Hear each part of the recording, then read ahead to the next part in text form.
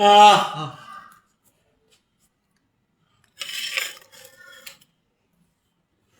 alam tadi kan.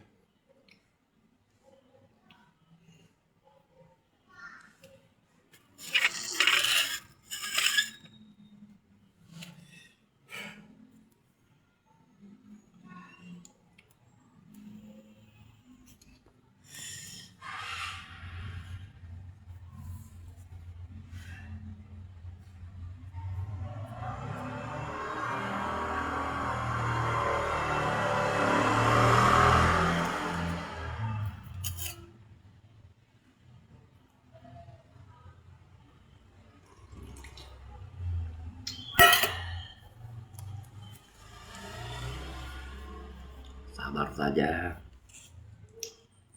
Memang nggak sulit sih.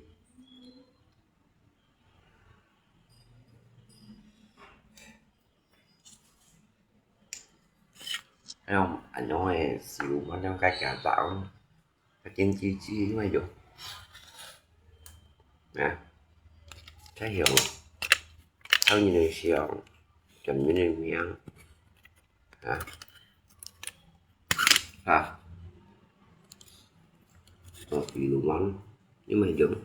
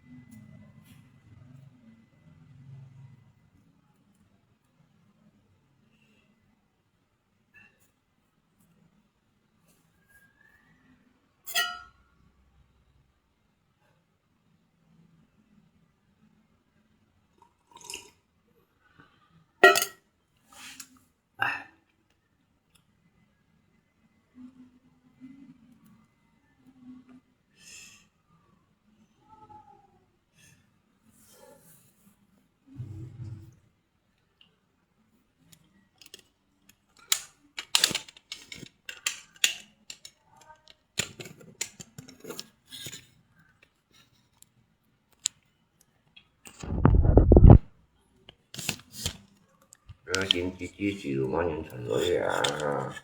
nhân thành lưỡi ra. Tôi nhân thành lưỡi nhân bù ly như này nha. Nhân thành lưỡi à, nhân bù ly nhân nhau này phân nữa. Tôi nhân sụt miệng này nè. Mau dùng ai?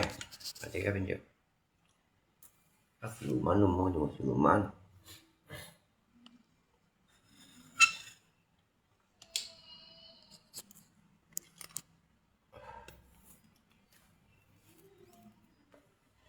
Mau dùng xỉu mà này nè. Đánh ghi lăng này.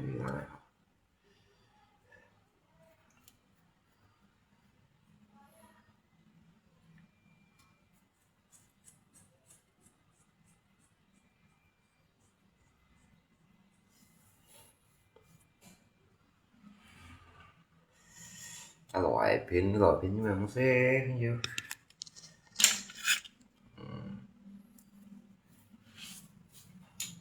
Chỉ đi còn buộc tí à. Cái đi bán xí nhỏ nó chiều kia buộc tí và cái chảo đầu cái hộp nó mà sai cạnh như còn quay không ra mà sai cạnh như còn quay ngay cạnh như còn ở quay đen ngay cạnh như nhiều đen em một còn ở cạnh như tiểu đội khởi nhìn ở quay còn xoay nhìn còn bảy như đây đang làm mồi được nào à ở quay xong khởi nhìn còn bảy như đây đó làm bà lắm thôi nhiều và cái chỗ cái heo băng chữ ỏi á mù xả dài á làm bà lắm thôi cái mình nhân chạy cho mà phan thì các bạn nhiều các tông ngay tầm bà lắm thôi với mình nè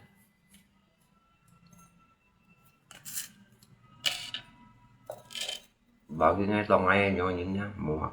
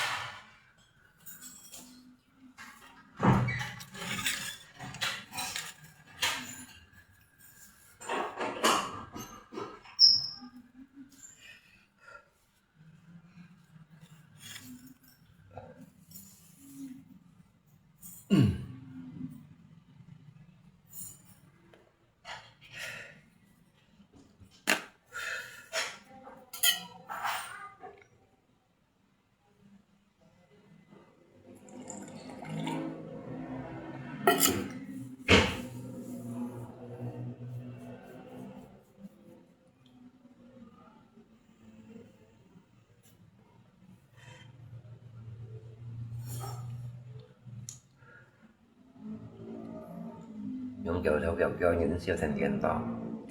các loại pin đó là các xe chủ này để chủ này xe chủ những nắng siêu thần điện to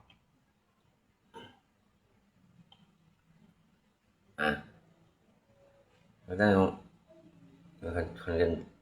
มันโตใจเมียนยังcái heo băng thịt ỏi nè heo băng thịt ỏi như thế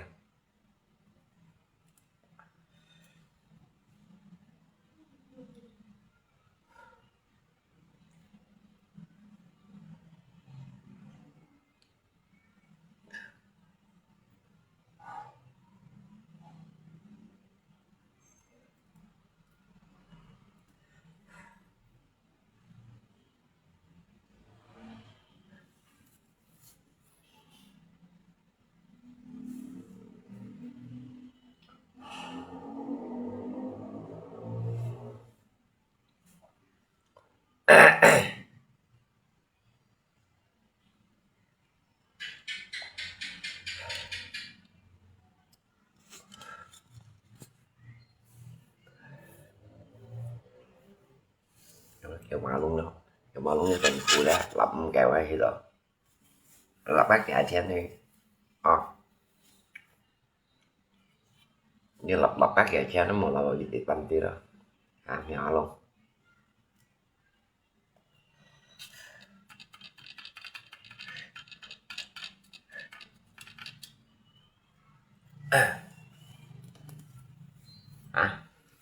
cái lap rồi lập bác chạy xem mua là buổi đi banh tiền mua thầu là buổi đi banh tiền nhá mua thầu rồi rồi chơi cả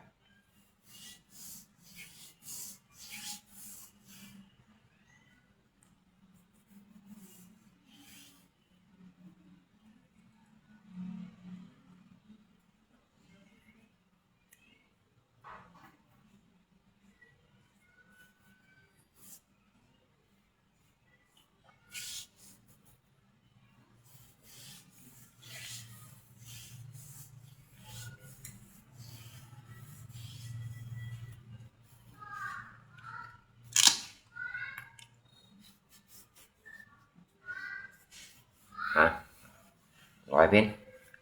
một phía nó một điểm chỗ nhìn chỗ chết ở chỗ biển sợ đó mới phiền một phiền nha ấy cập nhân video đâu đi cái à một cái chinh mèo này nè một tuần tôi thích hình như đâu còn quay lần lại hay như ta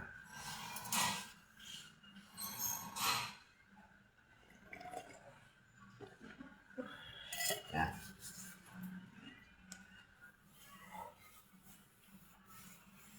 Mấy cái mô mục tiêu thì cái còn nó không chỉ định lại rồi bên nhiều rồi nên chỉ định lại một bộ âm mỗi bằng quýt như này nè mỗi thầu đó thấy không người ta mua thằng tiền đó mình nhìn đeo rồi đó những tiêu mình mới thầu ôi chả mì lại á các bè gì đó kita đó cho các loại pin nhau nó mua một tí trên cái chỗ tôi nhận xem gì cái khâu như này lưới đó rồi cái khâu đi văn phôi như này lưới đó một chồng gì người đó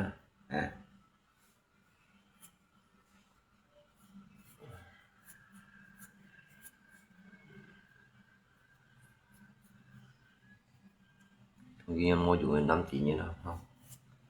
khen này cái tầm bảo lạc bát sih juga apa như itu ya cuma tambah lah sabar ya juga batas saya orang ya gitu dah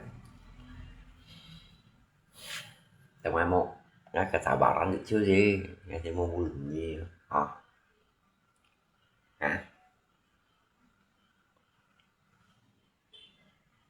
Nah, tahun ini durian sinapung đâu nè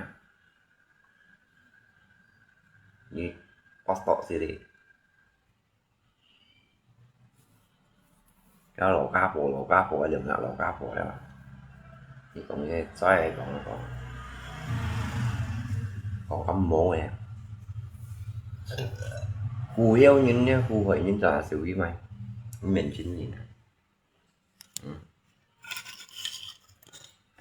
nhỏ luôn đâu ra khu heo nhìn khu vậy nhìn nha khu độ mình xin gì nè nè cho nhá cho nhìn anh như phải không là anh như chạy chặt như thế chạy chặt ra đó phải biết đâu ra nè anh như chạy chặt lại pin cho nhá nhìn nha anh như chạy chặt bà heo bà chặt ra bà phải ra phải xem suốt à như thế này nè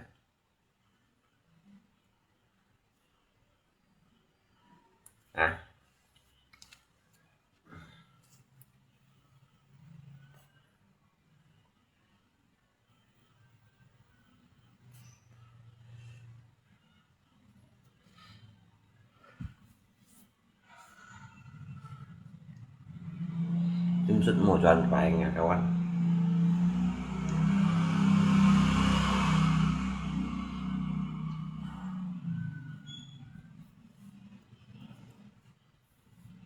bà tổ tô phải chính sự họ dễ ham giúp mình nhìn theo những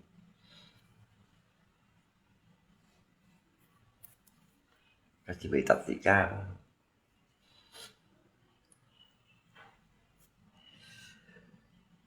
apalagi kan nhìn lui đó kawan mày nhìn siang léo này di pato hawa anjir kan kau mau selamat dong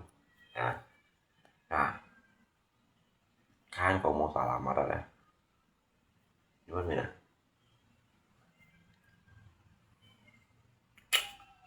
có số đi theo rồi xỉ chuyên nha chung là những gì ai cũng có mày trong này thì có hiếu bằng thịt phải nghe làm bà là yêu heo quay chút mùi nó chỉ ngay làm bà là thì muốn như thì bày xin thì muốn on thì mà cái đó trực chịu ra cái chân chỉ dẫn nha trực chịu cái trò bảy nhìn nha cái tiết chỉ đây vào đó cái tăng xa tụi bay lại khoai phai không lại ho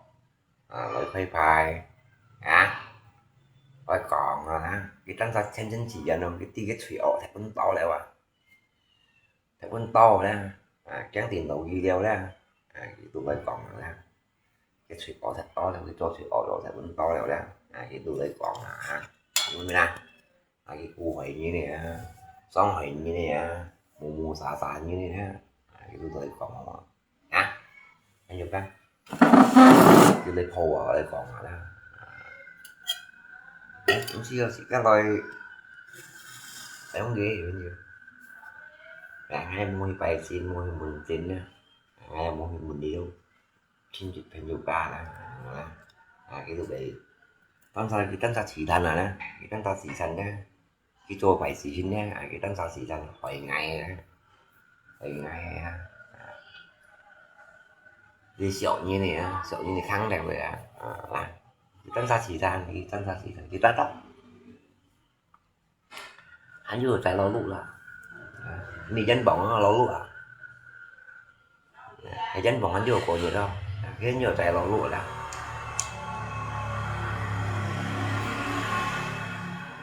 cái ly bánh á anh vừa chạy lâu lụ cho mình nói cái xì chín như cho phải xem sao xì chín như cho phải ra cho hiếu gì á cho ai anh vừa chạy thâu mộng nha thâu mộng này cho ai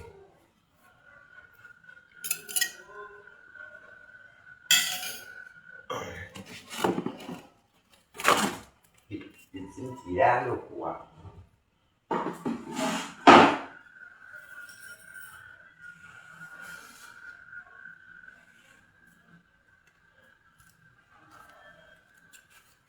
câu này mà phần gì cho nên là những cho đi bảo xin gì nha bảo là phải được đấy của cho những trung thiết trung thiết gì theo khi mà emอยู่ใจผัวจงกินจงกินเหี้ยวอะไรกันอยู่กันกินเหี้ยวกินเหี้ยวกินเนี่ยนะนี่หมูสาลีเพียนไก่เพียนเลยนะอยู่ใจแมวใจผัวไว้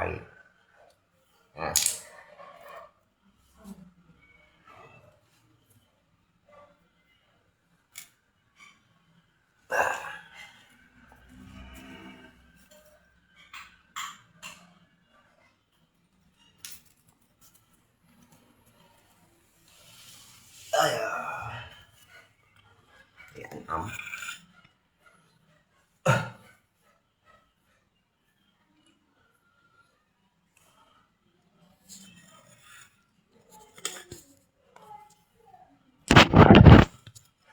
nhìn ra cái mùng xào tay hơn mẹ nhìn này nè có số gì xí mà ngà tiếng chỉ vậy cái ngà tiếng chỉ nữa nè cái piano này hiểu bằng chỉ tàu piano một piano nè nó piano hơi fit ra ăn hòa số gì xí mà nó về chặt đầu gì đâu đấy cái về chặt đầu gì đấy cái về chặt đầu gì đấy nhiều đẻ đều cá đều không đây nè lên xí phố đi mua xuống con nã sang một vật thẻ này gì đây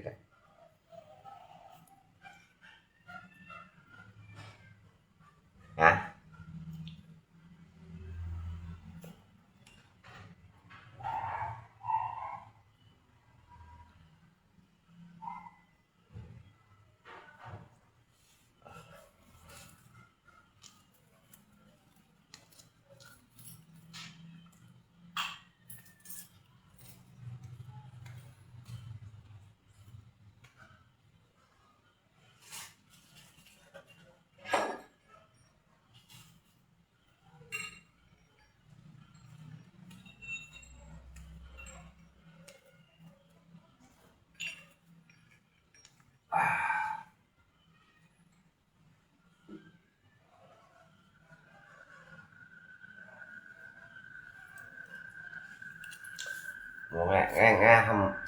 nghe gì chứ có nhiều luôn này nhiều luôn toàn khu con đi con chỉ lắm học gì lắm thì vui nè đây là nếu không như khi lọc được chứa một lò phá đó không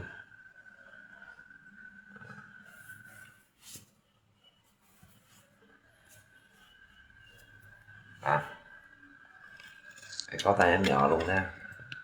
nếu không như khi lọc chứa một lò phá đó rồi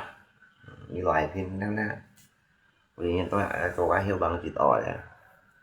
đi mua xả xả lại phiên phiên thật thật như nên lưới đấy cái phiên chỉ có một phiên nó phá đó nè không này ở phiên kia chỉ có một phiên nó phá đó và phiên nó bắt xong rồi như đang giãn làm nào mua xả xả phiên phiên thật thật phiên như nên lưới đấy khi đấy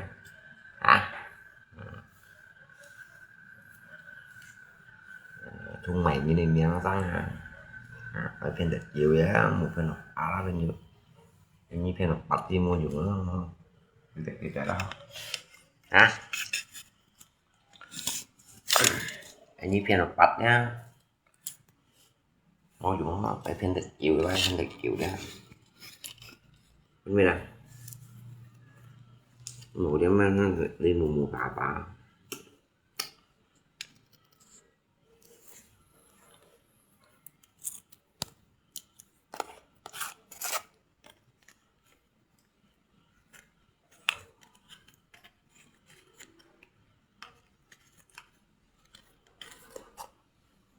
chúng cái có những chuyện nhân dân mù tà vào những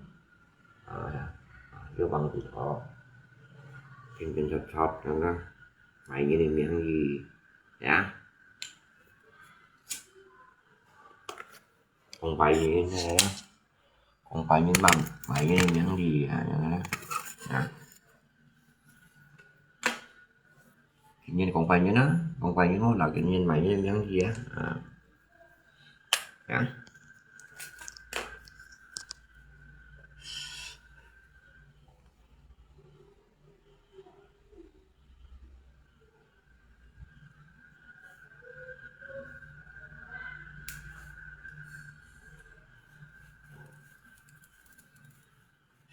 nhớ những gì mình còn như vậy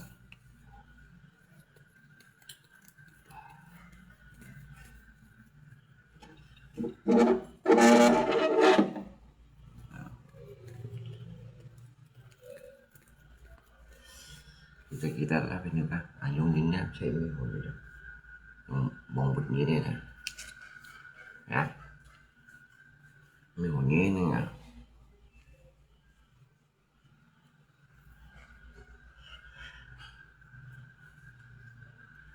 từ nay cả sabaran chưa như vậy đấy nó sabar chưa đi à tầm bala sabar chưa như vậy thì đó cái kesabaran sih dia pak juga apa saya gitu gitu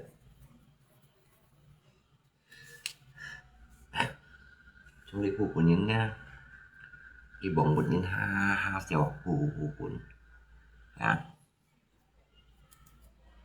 tôi cho thủy là được giăng thủy rồi cho thủy đúng một giăng thủy ở cho thủy một giăng cho chị một giăng tiền dịch ở đây cái chứ bộ mình cầm cho thủy đúng một giăng cho chị đó giăng cho chị đó đúng một cho thủy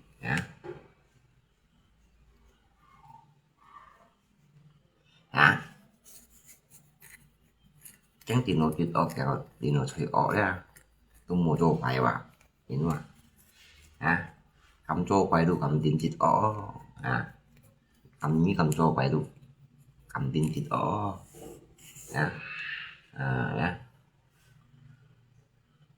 cầm cho phải đủ một giang tiền nó chít ở cầm mệt phải thuê ra đúng một giang tiền chít ở quên đi là như mi cho vậy cho hai nhưng mi cho cú heo hai như chỗ đây một dài dài cái hô bằng chữ ỏi à của hình như này mình trò hai cái chứ.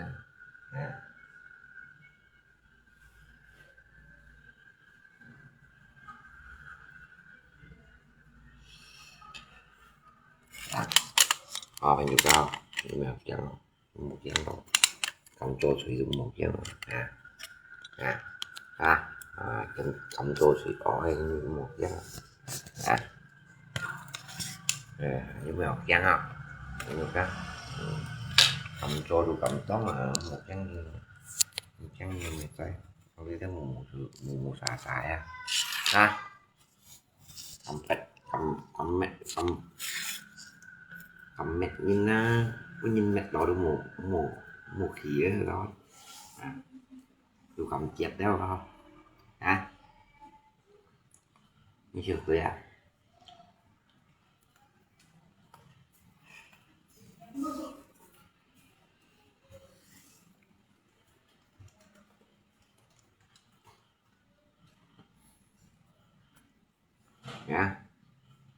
cầm mẹ nhìn một cái nhìn mẹ đó bị vậy bị khác cầm còn nhìn phải cầm tâm đâu một cầm tâm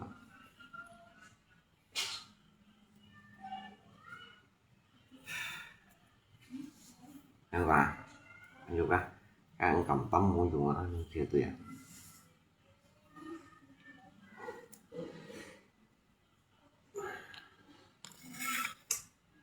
nhỏ luôn tận cụ lộng cho tôi với mấy các kẹp anh thôi em nhỏ luôn anh nhỏ luôn nghe tận cụ đấy lộng cho to lọc bỏ xí đi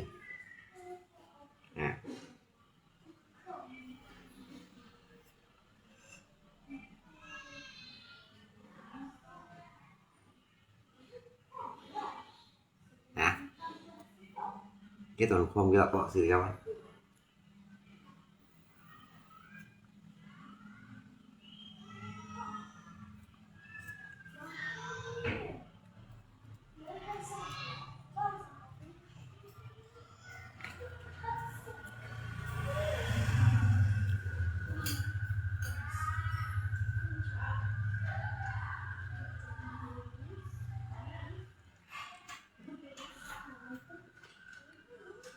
bây giờ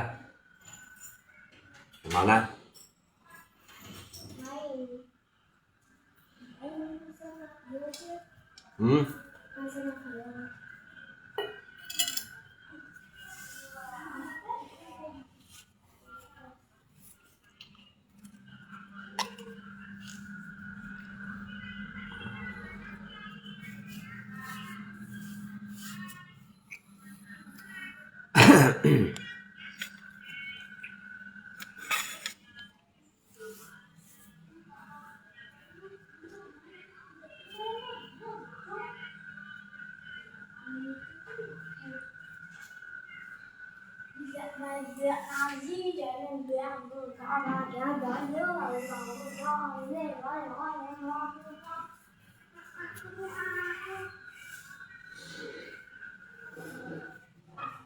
như còn xoay với nhá thì đủ Malaysia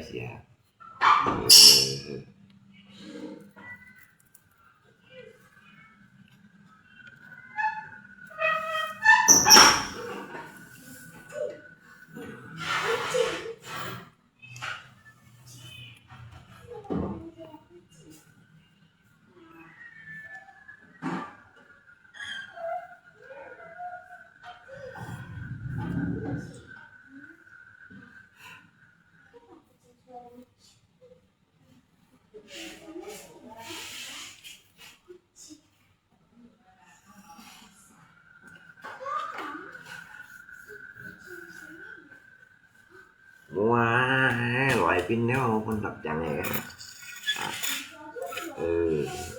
đó quỷ trên quỷ cho mày mua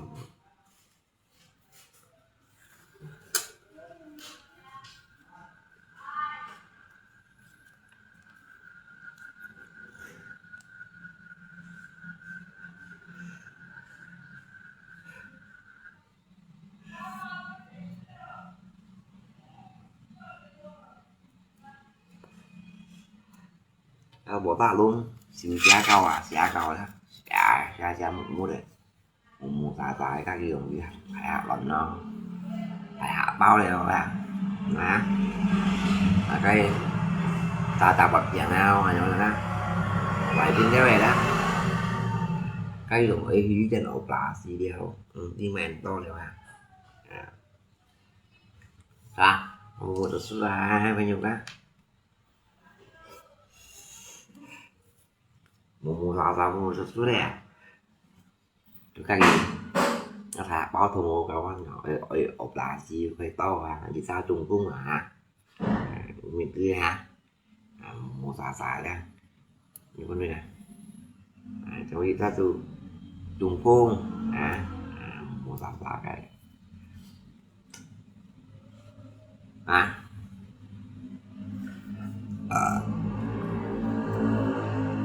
vì sao tôi xuất một tổ biết buku kiểu một tổ biết tròn một xà cái nhưng mà chứ ấy cái cùng tổ này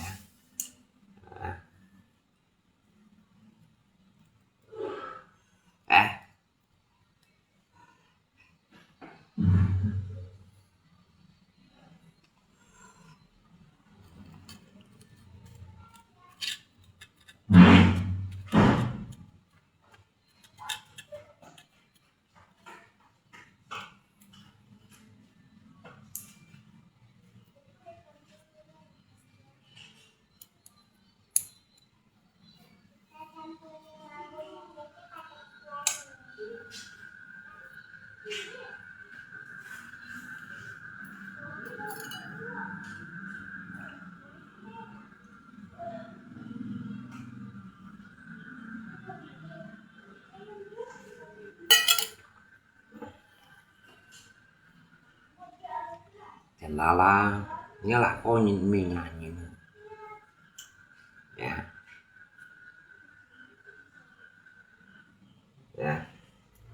video bằng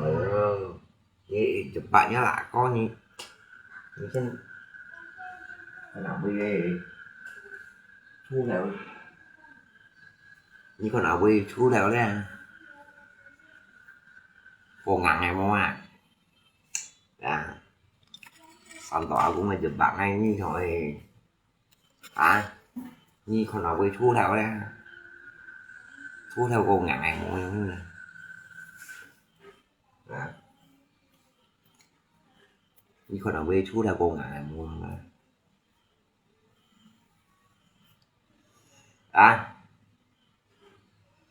cái sản tỏa cũng là chụp bạn hay nó con nào bây thu theo còn ngắn ngày mua thu theo gì thu theo hiểu nè thu theo còn ngắn ngày mua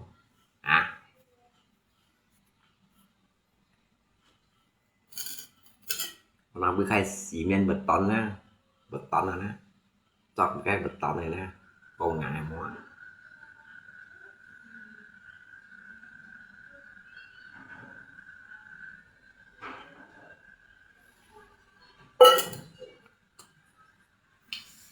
đi bác này cù hiêu ngay chọn này hiêu ngay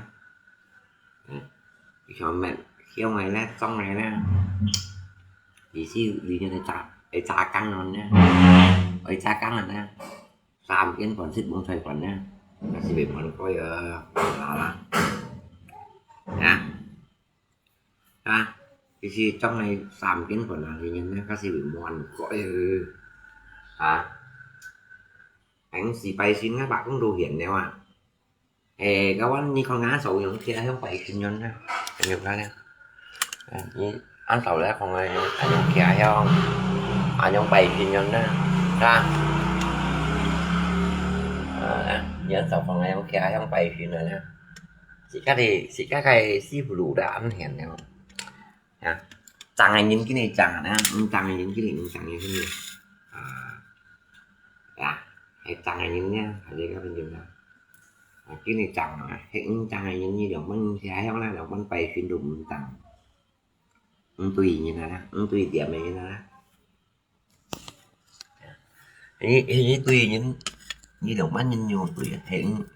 hiện tùy những như còn ăn có nhiều tại nghĩa lặng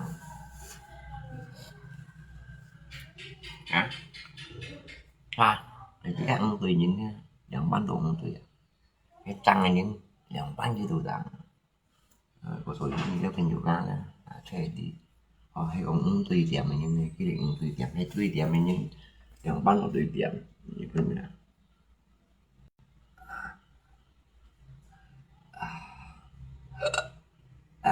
anh tùy những như yang ban đúng tùy những nhá yang ban đồ tùy có số gì quan số những một kiếm qua chỗ hiểu bằng gì rồi để sẵn rồi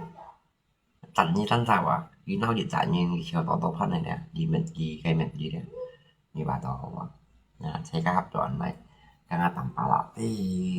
อันเสียวสังเสอันเสียวสังเสแล้ว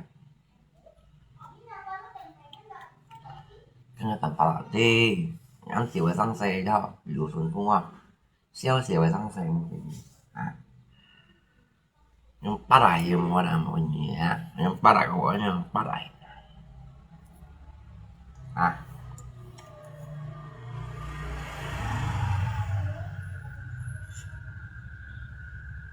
apalagi ini loài phím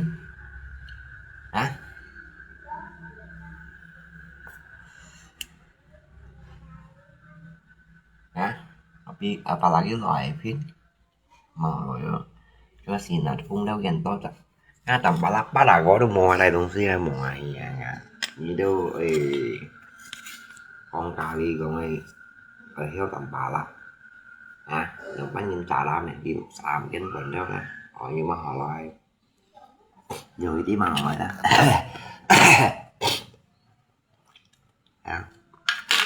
cái tổ này đủ điên đâu nè cái trà đó đó những bánh này là vi phạm cái quần đó đấy nhưng mà hỏi đấy chứ ngay thùng quy trách như sang ngay thủ chi được rồi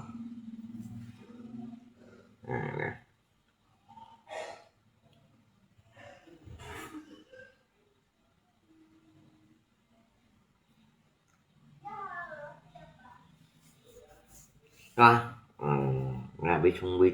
trách như thế mà thủ chi được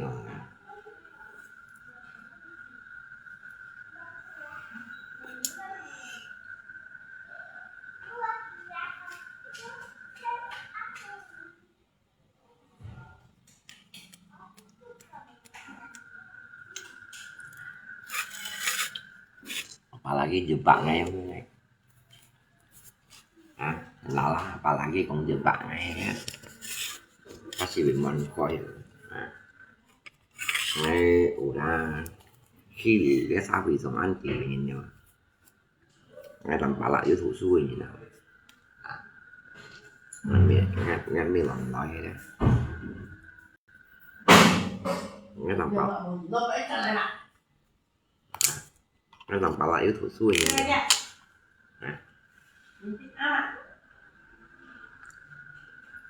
nhưng mà làm bà lại với thủ xuôi như nào mà mi lòng nói mô thủ xuôi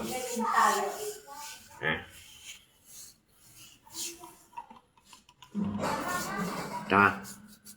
như cái gì xí ở sân tỏ cũng cho đâu video rồi khi trong khi edit cho thì trong khi kỳ của ngày không nha dùng bạn ngày không nha cái đó là còn cả đi còn nè cái này phun mìn cái này là ăn phun mìn này ăn phun mìn nha thì là hay giống máu của đứa ăn cái gì chả lép ra mà lihat kia mong này gà cũng tát là cái gì xí nhung á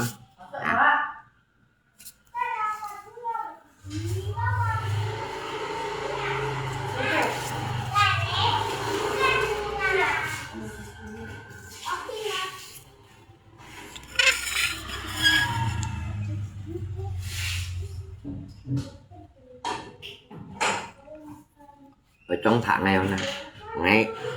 ngay trong bà lạc ra được ngay bị quý vị theo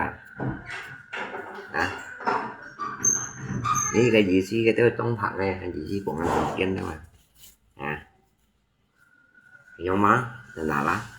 ngay trong bà lạc cùng cô ai bà ngay cánh cùng cô vậy nè à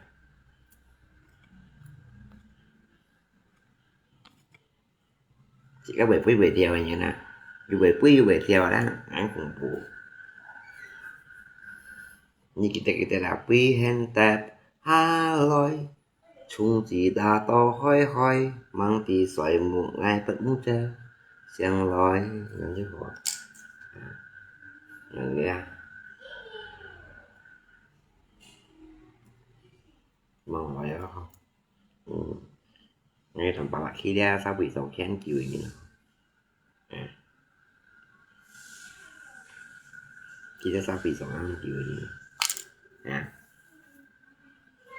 bà là cái pha chế ngay nhiều đến như cho bên nhiều ra cái em mong lộ gì thì chúng như cán bộ điện ngay như nào ngay em mong lộ gì ngay nhiều đến như cho bên nhiều tiền chùa không ngay 10 tiền đầu nhá xì pha chế ra được bán ngay 10 tiền nhá xì ngay tiền nhá xì đều kinh miệng hoa luôn là sáng thế đấy anh nằm nhá bò trả lời một kinh cả bộ tạ luôn rồi đấy học đi ra nhưng chỉ còn ai tầm bà lão tao cũng tuần nha tao cũng tuần như ba chế có nhìn mù xả đấy có nhìn đi khỉa đấy như chọn này đều dần rồi nè như bên này ngay tầm bà la ngay ăn thì đang của nhà ba chế cái một bộ biệt lui cả bộ lui như ba chế có nhìn trong đồ bao nhiêu sáng sớm là ba chế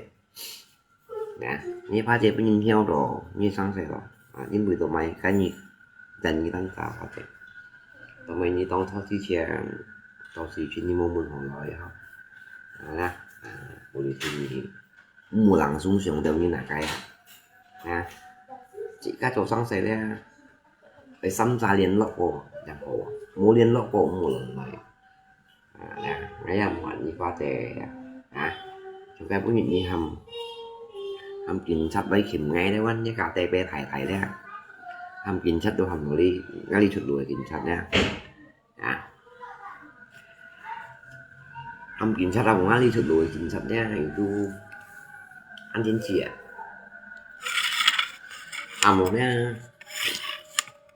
chỉ theo đẹp thôi đã là chỉ theo đẹp thôi này kan đạp đi đấy bồi nhưng anh gần gì nghe anh nhìn nghe lo như bồ sao anh nhìn nghe như bà tao có biết tiền bồi như thế này nhỏ này gì gì đâu cái cô nhìn nha mua bà tao có biết tiền mày bồi như này kinh chất vào xí đẹp khổ nên lại có biết tiền còn phải tẹt xí theo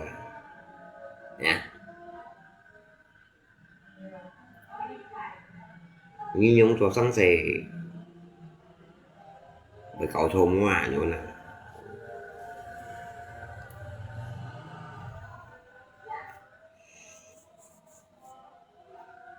như đeo cậu lên ngày đi bảo lên ngày đi rồi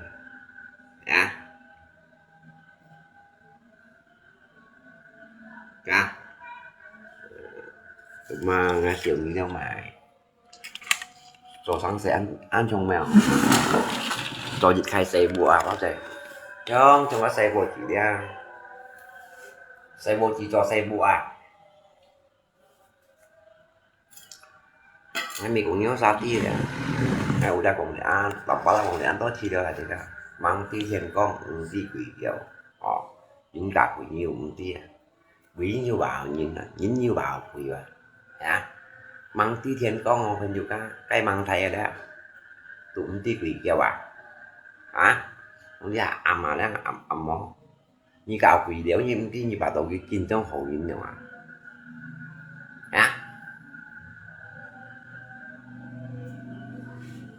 không có nào hay còn thiên con sĩ cái han khổ nên cổ tiêu không khổ nên cổ tiêu không cái sao quỷ sống cầm quân nhìn ti ra bùa quỷ cái xin luật gì ba nha nhớ bỏ vui tầm bà la không cầm bên kia cái gì nhà nhóm nước kia chứ hồ leo nhưng mình ngáo bộ đồ mại hả cái những xin tham gia chơi tí đèo hả không muốn cái còn chim bên du cá liệu đúng xí cái bên du mình còn thăm nha bộ hồ cho liệu bao nhiêu học bỏ rồi nhưng xin họ thích sự tiệm nhưng xin họ ra tôi thích sự tiệm mà cái những tiệm mà đã quỷ đèo hả người còn cái chỉ tốn chỉ khi dạo ấy thì vậy hả chỉ cái cho những chúng nào trắng những mua phẩm trên ọ mua phẩm gì có mua phẩm chính phủ chúng mày gắn nhân nghe món nào những chiều tùy món nào một số ví dụ như một lần nói phải thấy gặp nhiều nào một lần nói phải heo vậy chuyện kiểu mua xả bên dưới đấy nhiều chán kiểu một cái con nói như đâu rồi gì nha đó như cái dao vậy cái loại pin đấy mà bây giờ gặp tiếp theo anh gặp anh đi bóng tiếp theo anh đi bóng anh mới còn như hay chạy cũng kiểu là lịch trình tao bẻ sang này chạy lông nhá giả chiều 400 bó lại còn nhá giả chiều 400 bó lại còn nhá giả biệt sẽ được tiếp theo bẻ sang chẳng pháp ngã xỉu tùy tội đó ngã xỉu đi tùy tội giả nó lại giả tùy ở chút giá kẻ tiếp theo một cái một cái loại bên này mà chẳng cắn tiếp theo không thì mới game mà chả nhất vài những video mô bình thì đã sẽ lấy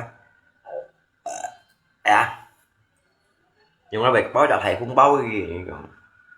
hấp cho nó tăng leo đi mình đi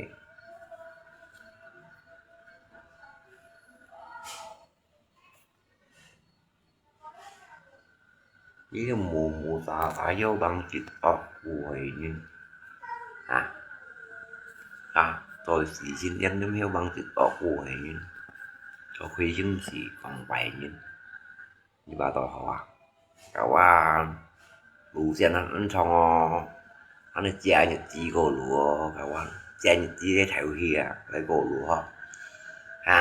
sai đủ tiền ăn xong bên nhiều cá cho những món bài đủ tiền ăn xong hắn vẫn cái để theo kia lấy thấp lấy cô như thế đấy như bà giống tôi trên hồ này mỗi bên nhiều khi định lại về hỏi xong phải như tăng sao cho những chỗ đó chỉ mình lại họ gì theo cái heo xin về hỏi như tăng sao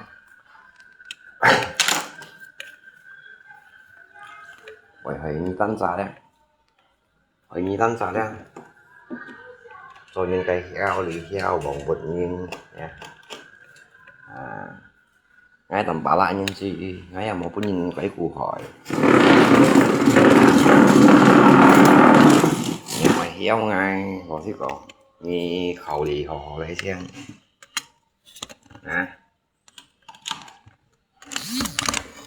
hỏi heo ngay giờ bạn này nó phải cái như tôi khẩu lì họ lấy xem như thế này một lần lại đi mệt với copy này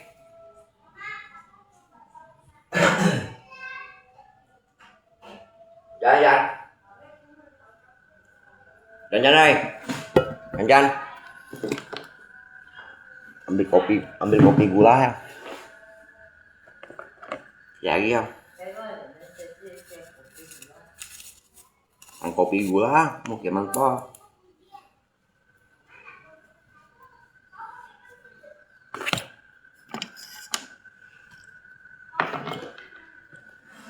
xi măng bánh như có tăng ở lấy dân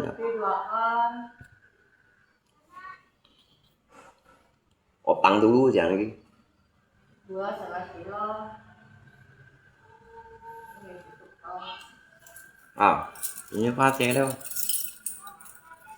chứ cũng căng này trò phim chưa tiền chưa pate ngày nhìn trong nhiều chụp xíu những buổi tối ngày căng liền như tôi cho chỉ chín nha tao sầu có đi mai những lần thầy thôi Dạ,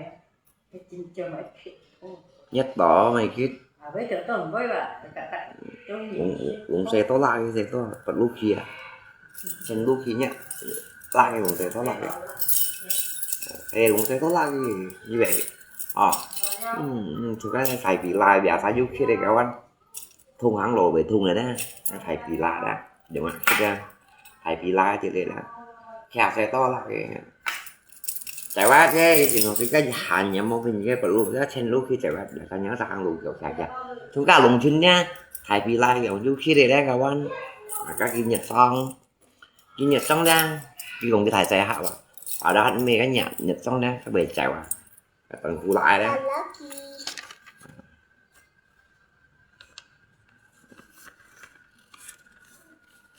có liên không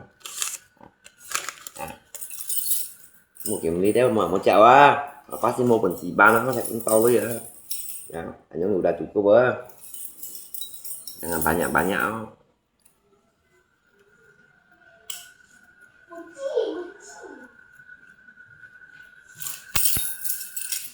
ham như kiểu xịt vô xẹo xong là phải to à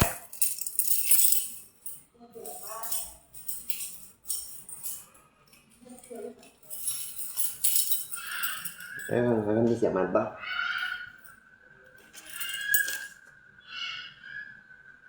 cái mèo gì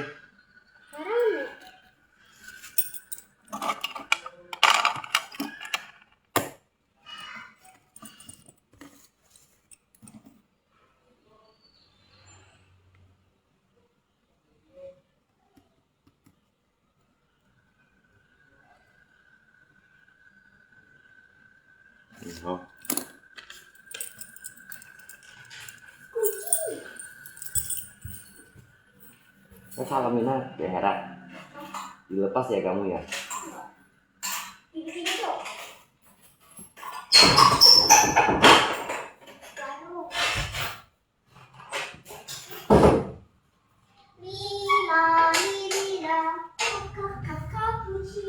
Om mau masalah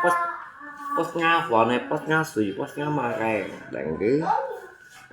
pos ngaปั่นđấy mà gì xí lần ngay mua cho theo lúa bên cạnh như nó tăng là mà muốn bây giờ không chúng chém chi khe mà như này chứ bây giờ quan có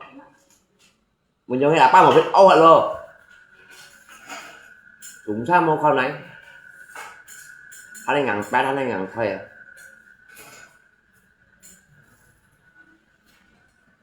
thằng nào thấy nhi xỉ không có một cái đó đi cả thấy nhi chú một con này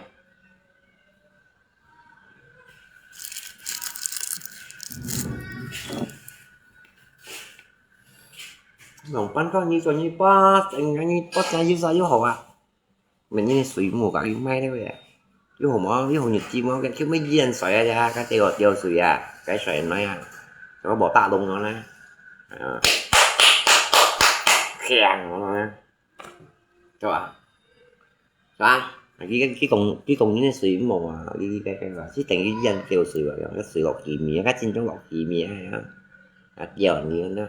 ở với hạ lệnh nó xanh xanh xíu giờ như cô khen nó xíu ba trong xíu mạ đi này chị cũng đâu thành nói nghe chứ cô hỏi nó làm bảo họ suy khen họ xíu này chỉ thêm điện áp suy mà trong kỳ mía cái không đó trong này quyền đấy mà nè khen nó cho nó tầm bảo tôi bị khen chỉ trong một bìa cái một thêm một nhớ cha kỳ một thêm một nhớ cháu tôi một bìa thì cho nó khỏi dưới tầm ta tầm ba khỏi dưới bị khen rồi nè tay giống cho hay đó khen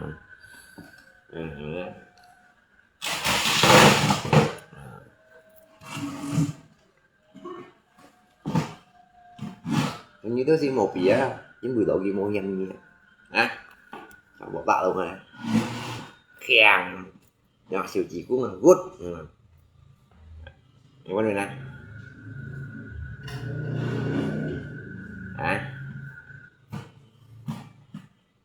trong cái gì nào đi đó mù xả heo quay lúng quyền như này mua cả cái anh xuống cái tầm bà mà mua chạy nhưng nếu đi cái mua sẽ cũng sống xin ăn to đấy vậy khen cái chịu như cái sống xin tại quý thân cái thiếu như lì nào liêu trong xin cũng nhìn ta trong xin đều quy thân à sao cho sáng như tôi thọ dòng theo dòng theo cho sáng như thế không sao các anh dòng theo sáng nhật một kẻ theo xoay à hả cái trả sáng nhật bạn một kẻ theo xoay dòng theo hả xoay cô à cái dòng theo lý đấy thì cái này để còn cái này cho sáng nhật đây còn nè cái dòng theo lý là mấy gì chặt sáng nhật bản nhiều cái nó ba sạc được mấy cái còn là cái dòng theo lý đen nó chừa tùy một mấy chục như to bao à giá dư cái nhiều giá dư chu nhiều ra phải dư chu chọn nhiều giá cũng chu nhiều giá vừa lại trong lát đèo ca lá đi cái hàng mấy cái còn này còn nè những cái to ship bao bạc những cái to ship toàn những chi đấy nó còn là hả nhà ai cũng cái ly vừa đó phải chơi ca dạ cái máy xuất cái còn nữa hay dùng theo cái gì đấy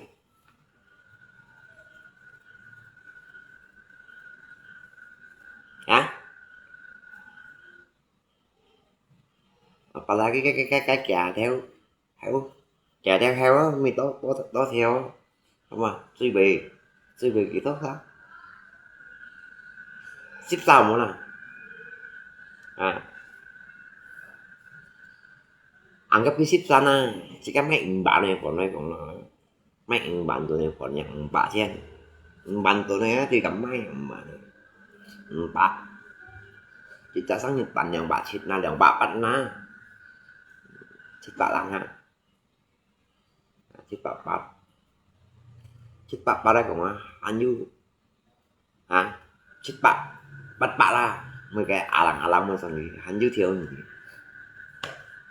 nè theo nhỉ mấy hắn dưới khổ dưới con còn bẹt chịu cậu anh khổ dưới mấy bẹt chịu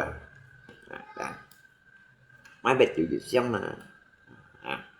bẹt chịu ra mấy dịch xong nè không bẹt chịu dịch xong nè phá chịu xong tụt nè cậu anh căng chịu tôi giả cả kêu kia hắn dưới chọi tình chả bạc chứ chứ còn mua thành đây như thế này xoay hình chi này cái bi bay quỷ chết thấy không ạ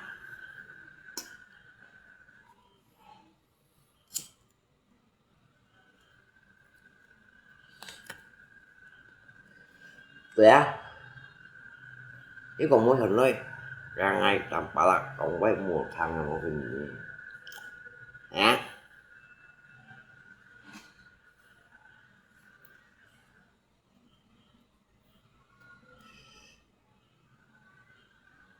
ví dụ tôi muốn hay làm bà xí mùa xài như nó cao anh như thế cầu ai chi chân không mùa xài mùa cạn ăn chưa nữa nè mùa xài như thế như mùa cạn chưa cả cái liền này lưu cô khiến tôi liền này lưu nhá trong tôi kỳ xong kỳ bốn kỳ xong hạ mình như thế ông bà xem như tại hoa xong một kỳ ấy mà làm bà xong một kỳ đó thì đi cái quan bà trong bà xem không còn nhân tèo sai kỳ ngắt xong kỳ bốn mèo lụng bà nhở tèo heo nhở mèo luôn nhở mỗi xin nhiều kia như đó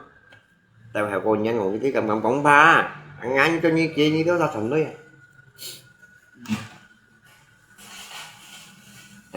khi đó thì cũng nghĩa lập này mà mình thua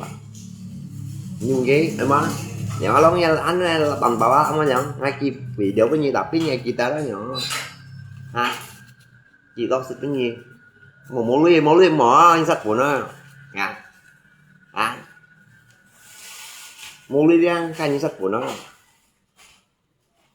cái việc đi ở quỷ điệu con nhỏ luôn chúng các mèo luôn đọc mấy cái như khẩn thức cái sao nhìn cái gì cá tao tắt nhìn cái gì những kiểu gì nè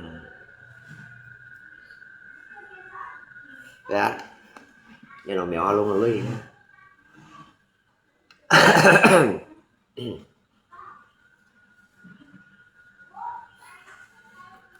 Hả? Một chỗ bên chừng có cái con đi đó hàng này đồng có này cái một tiết rồi cái một tiết đồng bao nhiêu hàng tổ đấy chỉ hiếu như này đó đồng bao nhiêu hàng gọi như cho sai chơi tiêu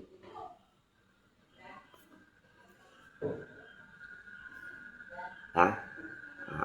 vô phòng tê đi phòng khóa trái tầm bọ thì mang nhiều còn như hả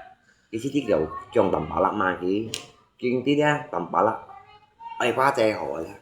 thì ta tất còn ngay phải khóa trái dòng tầm bọ lắm trình mang nhiều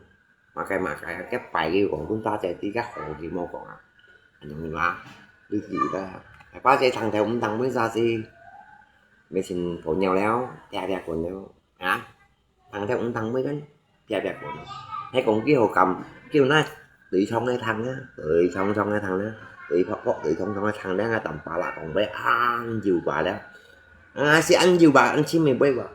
cái kia cái xí đồ điệu xếp lăng xòe tao xếp xòe lộn những ca đeo đây kiểu quân biết đi kịp với mà cái với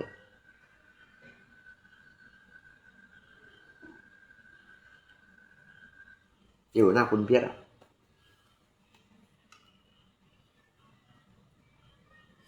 à ngay hắn cầm chén như phát xe nghe chủ phụ nhi ho ra trong miệng bảo rồi như kita đi kịp bà ho sa nhì gặp hắn cả bộ trăng nói một cả bộ cu kìa còn với một cái nhìn giống xịn nè còn với một cái nhìn giống xịn mù xào như này nè kita đó nè mù xào như này nè dùng như này miếng ngay cho tả mẹ nè không mà tháo phá xe không hả dùng như này miếng gì cho tả mẹ hả ngay em mong lộ như tập biết ngày một cái như cho thành gì điện chuột hả ngay em mong lộ cáiนี้ngay em mới cá như cho thành nhiều đeo ngay kia đeo mười cá sao những yếu sao phân phình nhau lên mày cái miệng nha phá xe đeo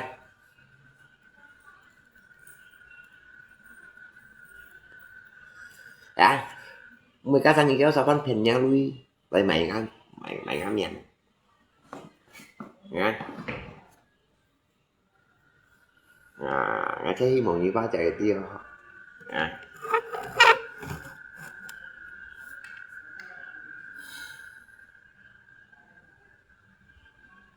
nghe cầm cái như cho bên dừa đó với người mà cái ông cái cắt đầm bà làm món cho bên dừa như tới sao nên dùng cái miệng này lấy thành vật thành ngày hả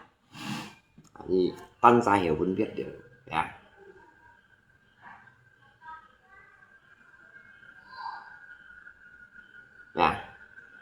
ngay mới cảnh cho bên dừa ngay chính biểu như họ nhận bị của ngành nâu nhiều mẹ ngay chính biểu như họ cũng ngay bộ nhi dù gạt hiểu cào hậu phát hả ngay bộ nhi hiểu cào hậu phát nè bộ nhi hiểu cào hậu phát một chân nhân lui điều punya hung thì gì mày khổ rồi rằng khổ rồi đó khổ độ theo đuổi của rằng nè daripada như nhìn phụ sẽ tung ca nha dùng lấy cái cháu xù rồi mình nhau đi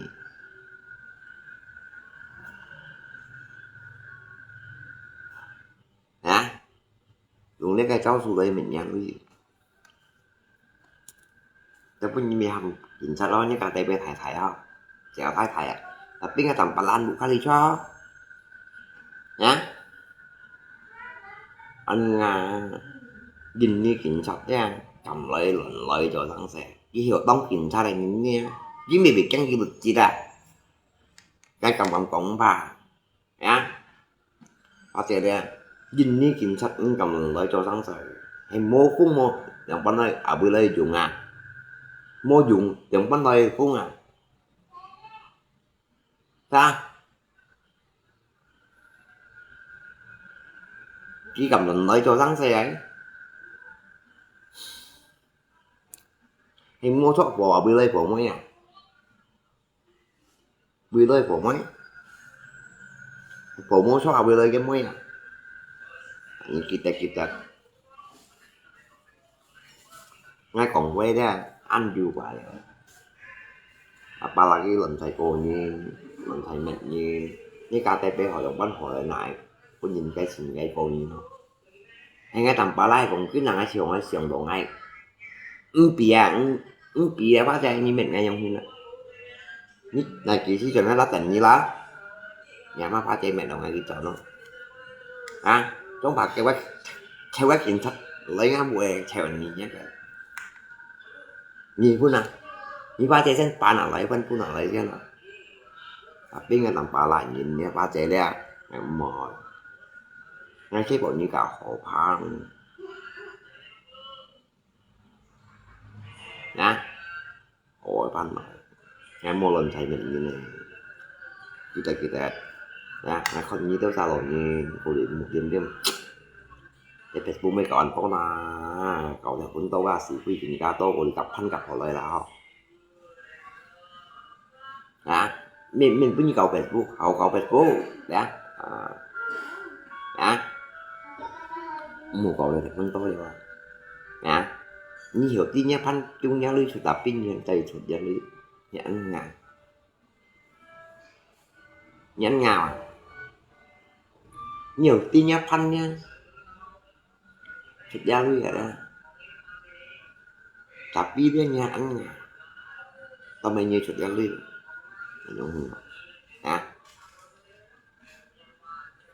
sụt đó mỗi chín phao còn như mẹ không gì mỗi chín miếng nó còn như mẹ không gì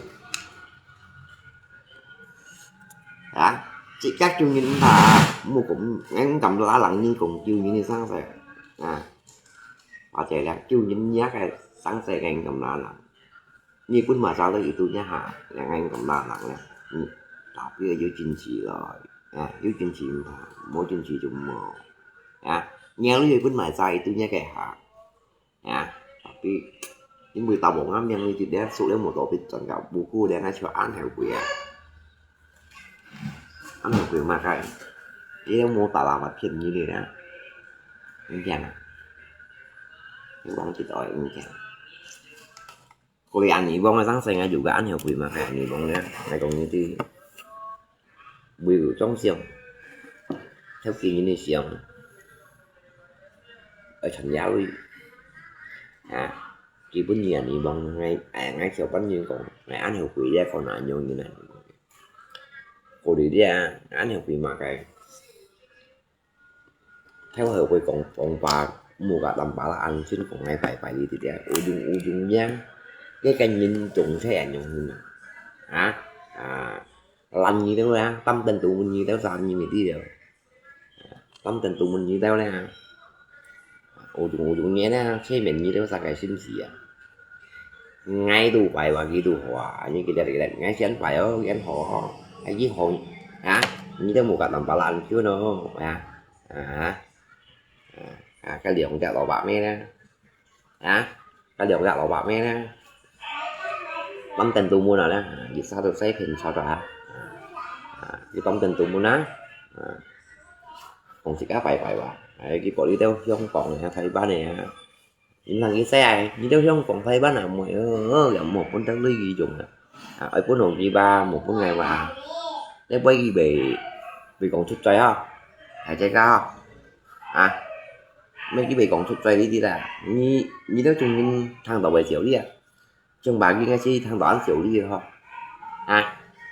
thì ngay thằng đó đi gì vào lên ngay làm bà là ăn xỉu đi không được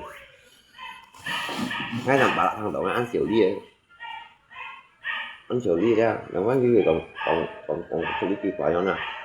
thì ngay thằng đó đó nó ăn xỉu đi mình dùng đâu nó thằng đó ăn xỉu đi chứ vì còn xử lý chi vào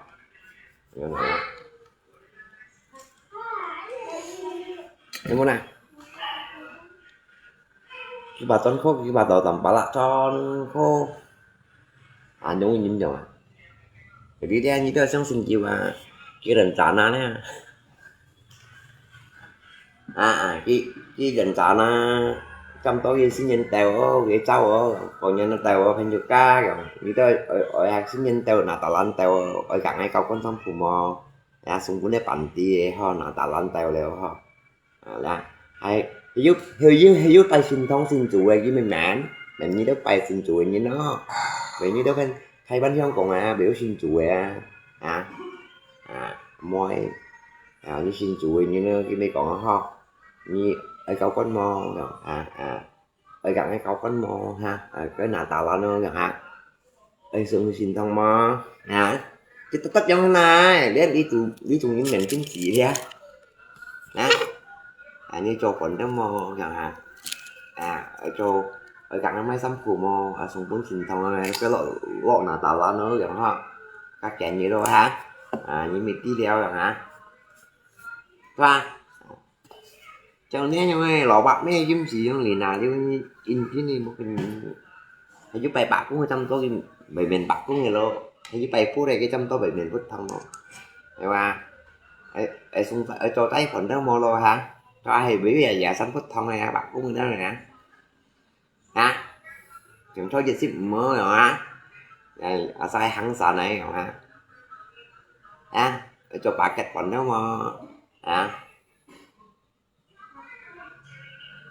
tao cầm con tao heo quay cầm xuất ngay tầm bả lại nha những cái xin nước gì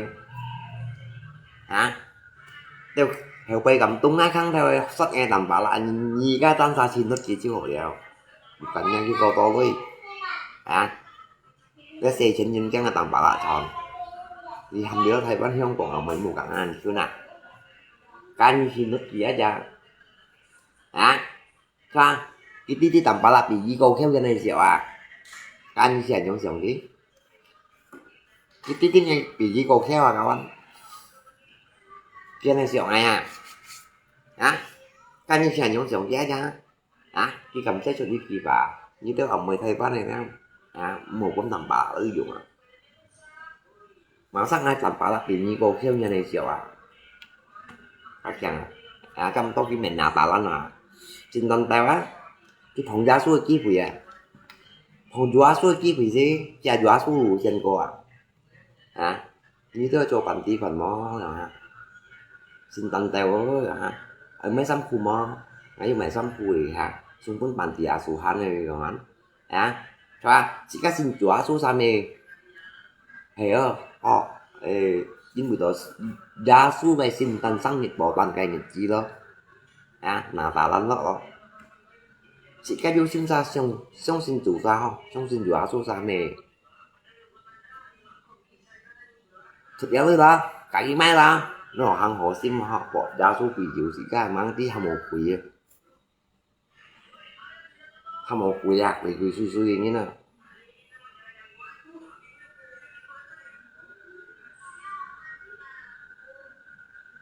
nè hàm một quỷ món này thì cũng với thầy như thầy chết đâu để số chữ ship mua cái yêu cầu để cái dòng ship mua thêm dùng cái như tôi cho packet phần mò hàng hồ xi mèo đi cay họ anh xung quanh bằng tiền mò hay còn tu bay xì bệnh cho đi dùm mạ đéo tu bay xì bệnh đi dùm mạ đó thì còn nhầm kia nè cho như ở xung packet mò mà bikin nasi enggak kebetulan hari Jumat hari sedekah ya mau enggak ya bikin paket buat orang baik ya kau kan phần mo ya banyak sedekah banyak rezeki itu men tao ngắt tầm ba la đi không theo lùi cái ly bánh như này xẹo rồi đấy anh chỉ chồng gì trả lời ở đó tầm ba la khéo về gì anh này tuần xịt cá mua xịt chế cái tầm ba lò bác xịt xịt cao má cái mày chứ đấy ngày mua trò đi không sáng sớm nè còn gì đâu khi đọc chịu không chỉ khi đọc chịu thành khi đọc chịu đeo đi sao thì chỉ bằng hành như đâu xong không เอาชุดร้อยหน้าต่ำปลาร้าตัวโผล่สีดู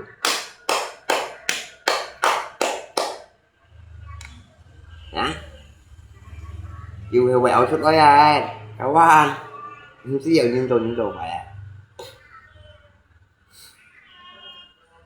nó tầm bả là họ xỉu da đến bữa mai cái mù đấy ba cái mù sao cũng như mù đỏ thùng à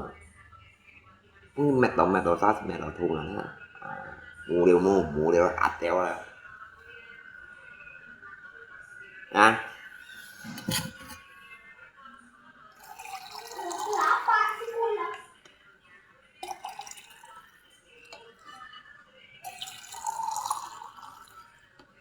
Ổ bị bắn trúng rồi các bạn. Ổ bị tả đi em nói ra.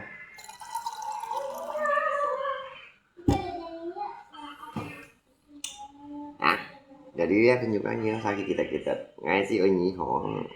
ngay mau có nhìn phải khi đó mau gặp ngay mấy ngay mau mà tạo là thì cũng giống một cái nhìn chuyện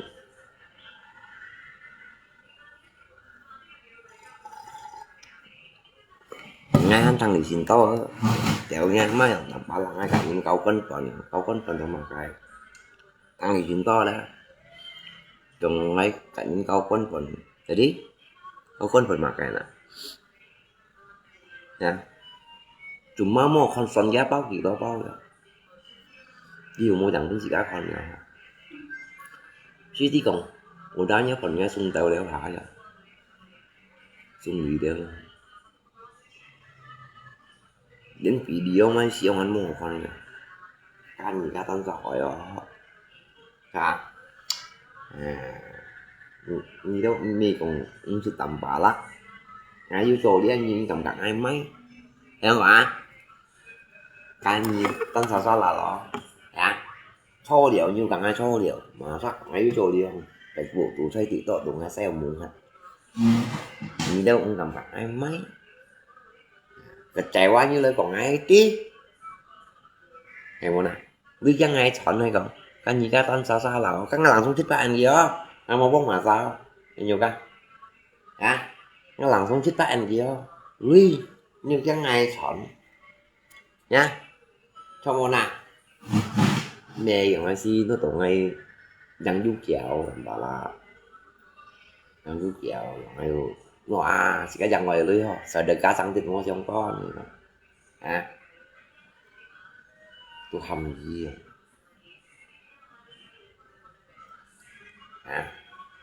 đến nhà anh mua con là làm bảo cho yêu chính sĩ đấy mà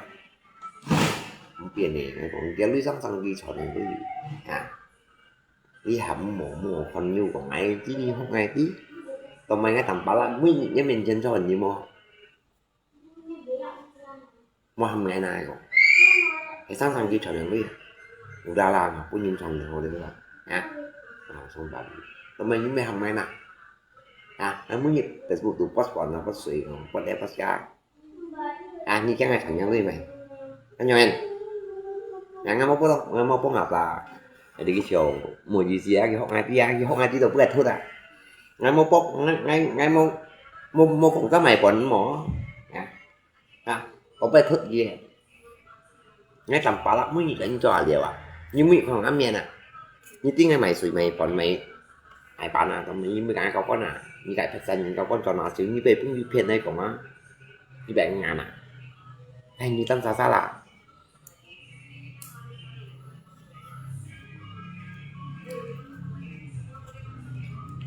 hay như tâm xa lạ một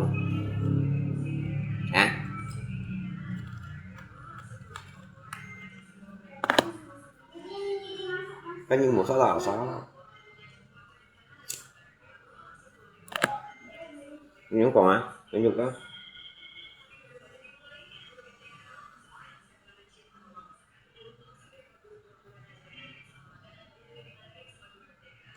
cái nó đến còn nó ngồi con thì còn ai tí sùng gì còn cái nhìn nhện mình anh nhện này chỉ bứt nha cái gì nhiều chỉ cái anh hà như cái mà tạo ra đen ngay chỗ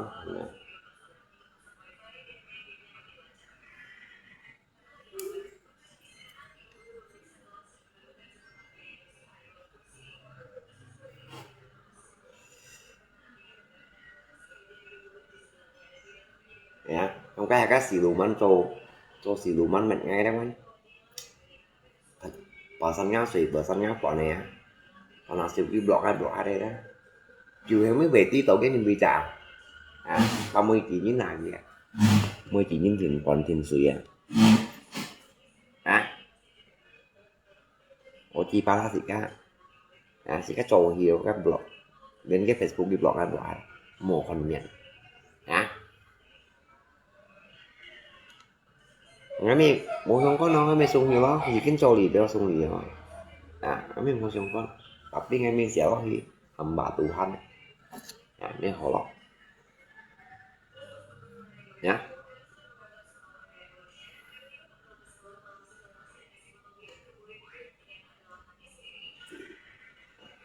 nói chung là không có nặng anh rồi những trò đồ như chàng này không cái hiếu không bị tỏi chỉ điều những trò nhìn nhá trò đồ anh nói phạt anh nhìn nhá có phải chỉ các cái học anh nhìn nhá cái đồ nhà như nào đó phải có người nhà như mọi nhà chỉ các trò xì chính nha như còn chị mổ răng dày để thủy ổ ra một phần to thì nhìn nha các anh như kia đó như kia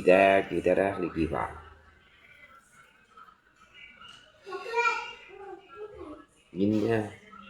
họ siêu thổ ra ăn làm để họ tìm trong siêu thổ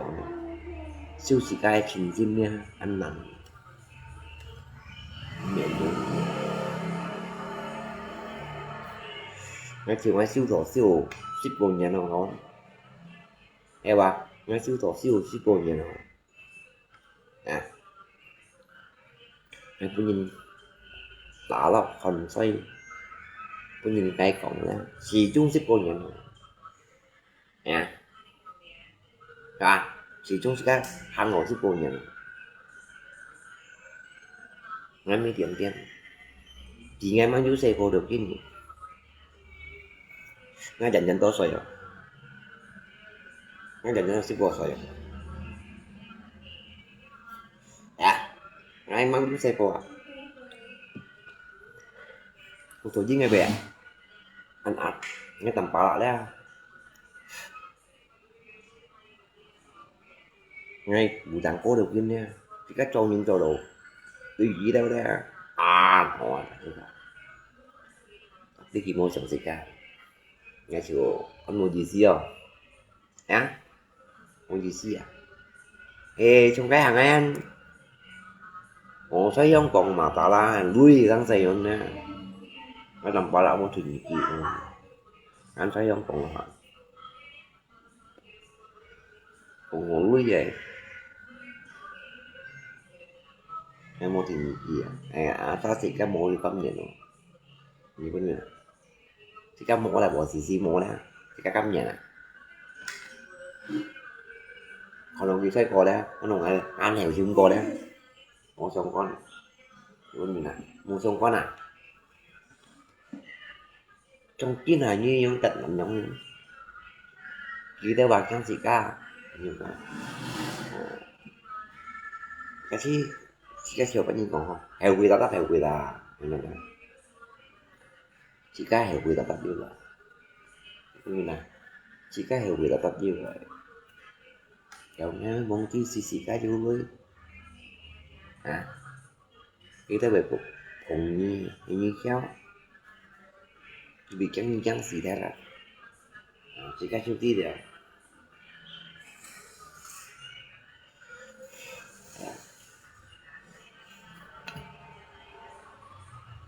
một tổ chức tầm bảo là bởi bố anh bố mày mình gặp thanh nhiều rồi mà mèo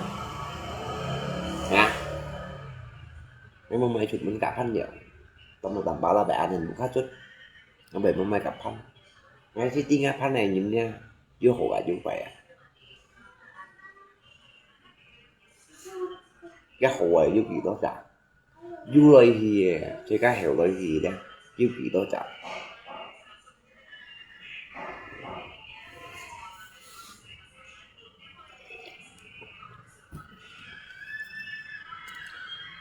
cái hiểu lời gì thì đó chặt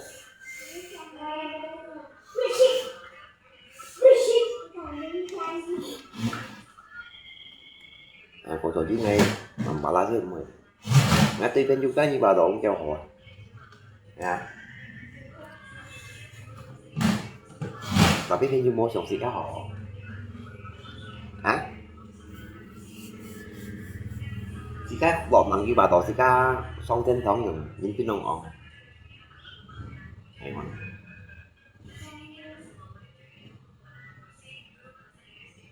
tặng nó số liệu thì duyên tặng nó số liệu những cuộc thi ngang những bỏ xì xì đồng bánh như nhóm mấy cùng ô chi ba lát nhiều cái mà nó đầy đủ đấy mới nhìn ô chi ba lát đi vì suy ra mà ô chi ba lát và đã bác sĩ cái trong tôi như này eo quay xẹo nhưng còn phải nhìn nếu mà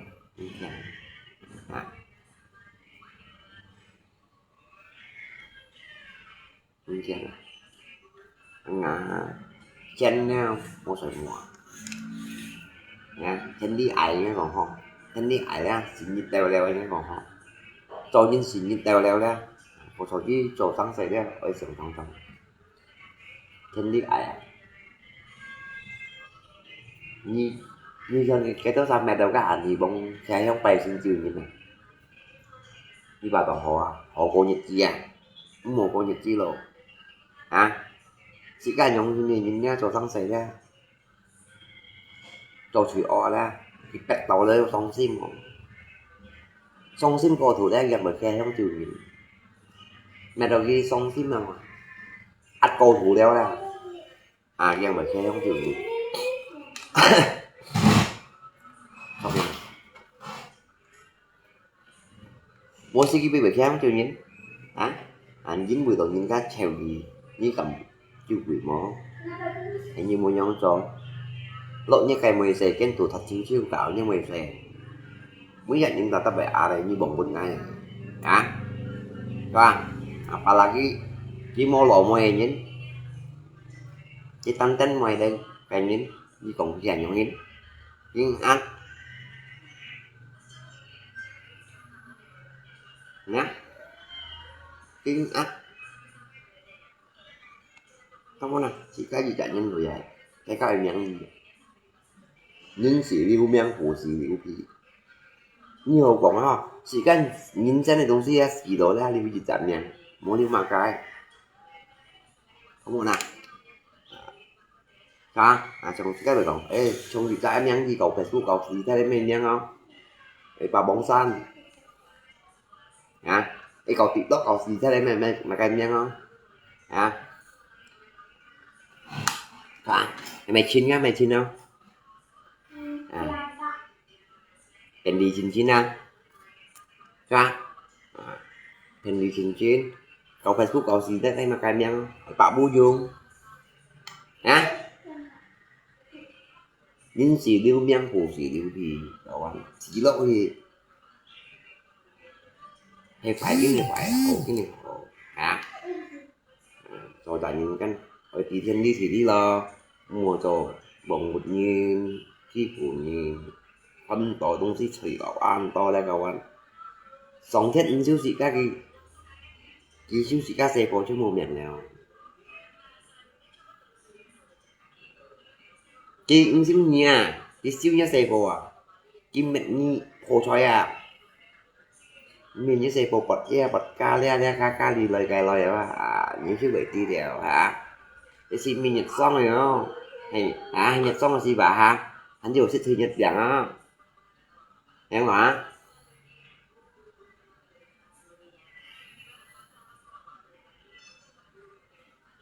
những chiều tìm món nào để xin mình nhật xong này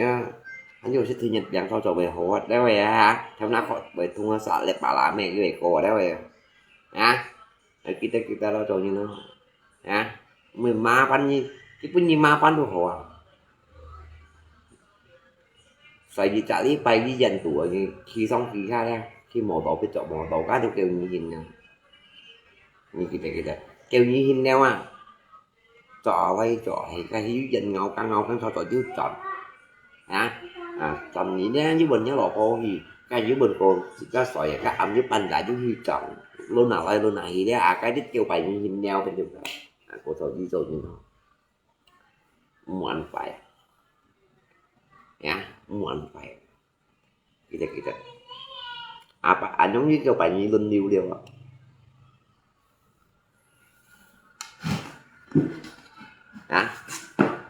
yung posisi nha ví dụ chút đã ra dù phố nha xoay á cái kêu bài như linh yêu chỉ mẹ bán nhìn siêu nhé các sống trên bởi vì tết phố nhỉ tết phố nhỉ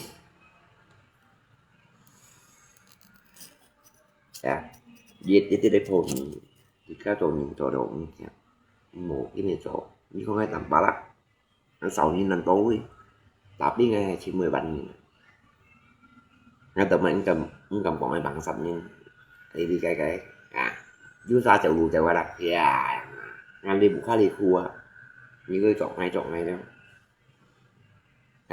ngay chọn ngay chính 10 tổ mà cái ngay tặng nguồn dọc ngay cho thắng về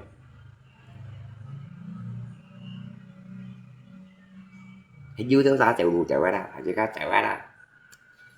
chậu đi con mi sắm mi má lại xía sắm mi ba xăng sắm mi ảo đi con cầm chút nhíp nhắn nhìn chim chậu qua đặt thì chẳng sao mà giọng khoe phát bo chuyện tại chú chạy chứ tập biết ngay tầm bảo lặng mỗi chậu lũ anh chẳng nhìn chim ngái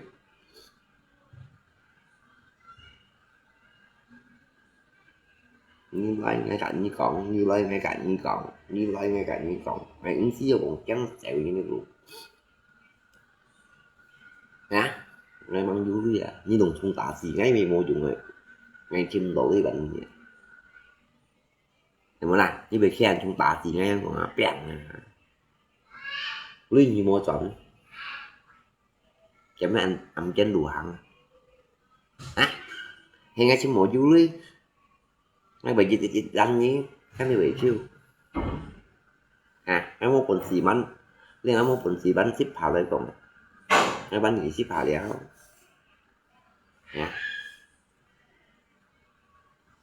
tôi nhớ mà anh phải là cái hiếu nhìn đi hiếu nhìn cái cổng nhìn đi cổng xịu như này phần mình theo đó cái con này ăn to đấy tại như này phần mình theo vào đấy cái con này ăn to đấy cô số gì chắc mới còn thằng lại chỉ nhìn 19 nhà bệnh nhân phân bố những nhà bệnh nhân cái biểu sinh như là cái tình cái phần dù cả biểu sinh nhân nha cái tình cái phần dù cả mới còn sẽ cách tình định như khi ông còn anh bè chứ khi ông còn hát hài nào nha chỉ khi ông còn khi ông còn anh bè kìm cha nè xong rồi tình thành dù cả khi ông còn hát hài nào xe cá bởi sống xoay tình tình dù cả như khi mẹ cắn nhìn nhìn dặn như mẹ đổi dấu là cô khoai rồi cái dấu của nó vẫn là khoai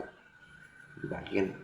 như mày ngay giống mày như mày ngay giống mày như mày ngay giống mày tôi là tranh rồi cái gì còn ô như khói gì như chăm ngay khói hạt đây dèm mèo tao khói cổ chỉ dèm cái mèo đó là bởi xong rồi nhìn trên thằng quỷ tôi bệ là jangan kan bini ho như mày chấm miệng cái mấy mày chấm miệng như mày còn cái mấy mày còn cho cái mấy hồi tù xuống nhà biết tỏ con thân con muốn nhà biết tỏ sống thì bỏ mong có trên suy hoại xa thiên biết tỏ chém nhà tam thiên biết tỏ là ra nhà là mà bởi như chúng ta bó phỏ nữa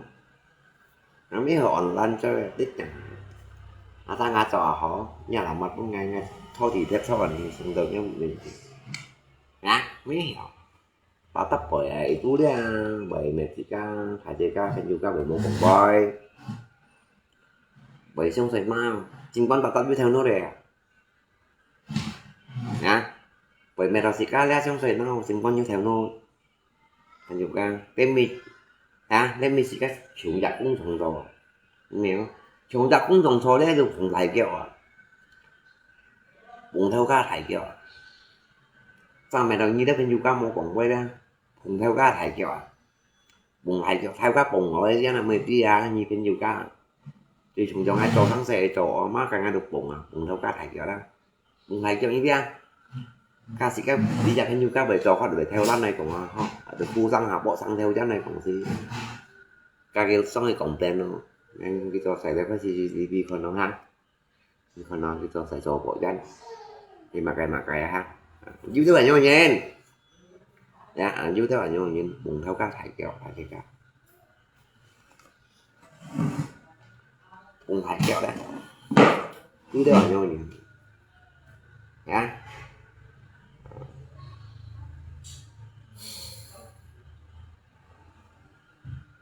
có sĩ còn ngay tuy cầm chạp với nào sợ vẽ tăng vẽ tăng là ngay chủ gạch chủ phụ nghi ho như cô chết ho chủ phụ nghi xoay mai xe phiên ón dần thì vụ cháy bốn nạn thật muốn cũng theo dùi xuân nha nhịn nhịn xuân thì nhà chọn xa xuân thì cũng chọn vô cho ngay chủ phụ gì nha chủ phụ nha cái cá thì họ lẩu muốn bị nhiều xin chân bị nhiều họ xuân thì vụ cháy bốn nạn không miệng bả xoay nha ngay đó thì còn là chủ phụ gì khi đi mà nghe chị chân hiểu kỳ sang quân tầm bà lạc có là có ngay chủ phụ như so là có xe có lý nhật sang lý nhật cô chết cái nhật gì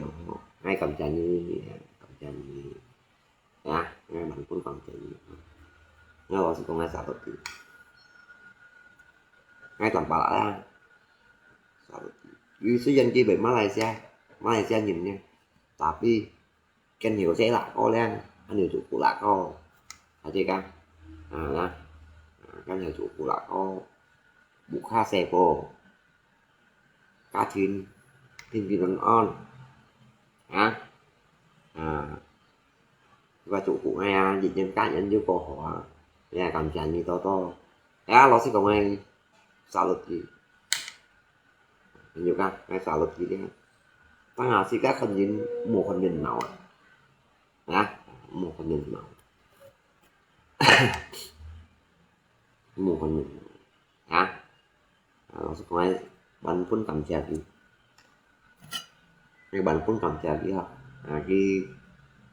xây mai trang hiểu kỳ kín lọ thì ra sang mấy pun ngày đây ngay ban cầm chặt nhìn trong màn tập gì đó ban tập gì đó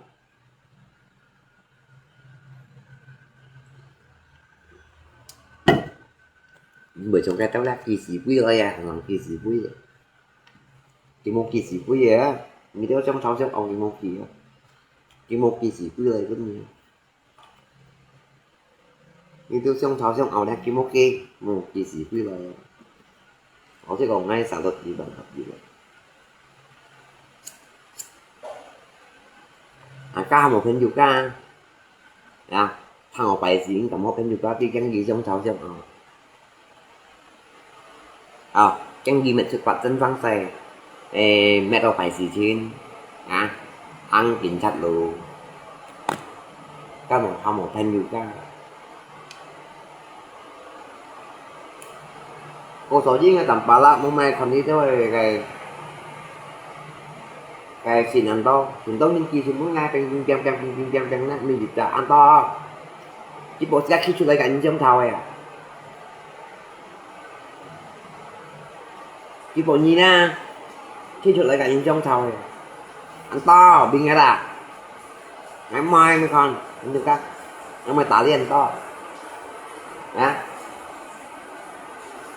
đúng bằng ngày mai còn ngày mai tả đi ăn to ngày thành kéo ra là cháu đây thành đi kiến gì vậy sự các thành đi nhà thành đi kiến gì mùa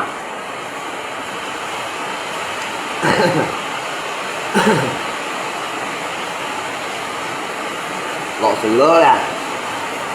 lá thì các thông tin kia trên kia anh hà mày trên chi mỗi đủ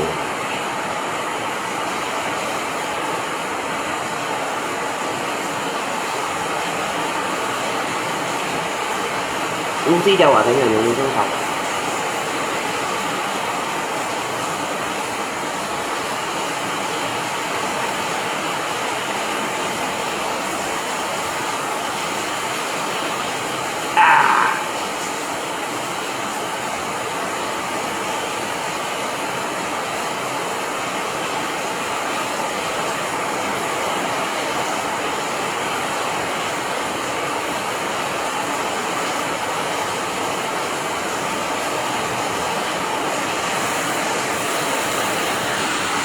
còn đi có những đồ thì cũng rất là dạng đi có những đồ thì cũng nha trên bằng như dạng dao tiền gọi nhiên bụng đột nhiên mua còn lâu gì vậy mà làm cái 5 triệu nhân cho bán về đấy bán gồm mà thì á dây kita đó 5 triệu nhân giá tông nghiệp đại ca cậu 5 triệu nhân tông nghiệp đại ca thanh thôi nhân tạo đi gì đại ca 5 triệu nhân nha tông nghiệp đại ca hay thanh thôi nhân nha tôi tạo đi gì đại ca nha đại bận thay mi bộ sò bộ á đủ thế đã thu dây vô được bắn bồn như này sang rồi cái 5 triệu nhân tông nghiệp đại ca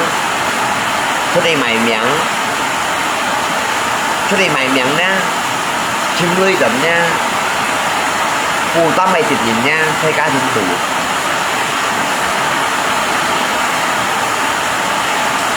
này ra mẹ chụp đây hỏi như này mẹ chụp đây hỏi như nha cái cù heo như nào heo bằng thịt to mù mù già già ra thêm thêm phật phật như này lưỡi ảnh này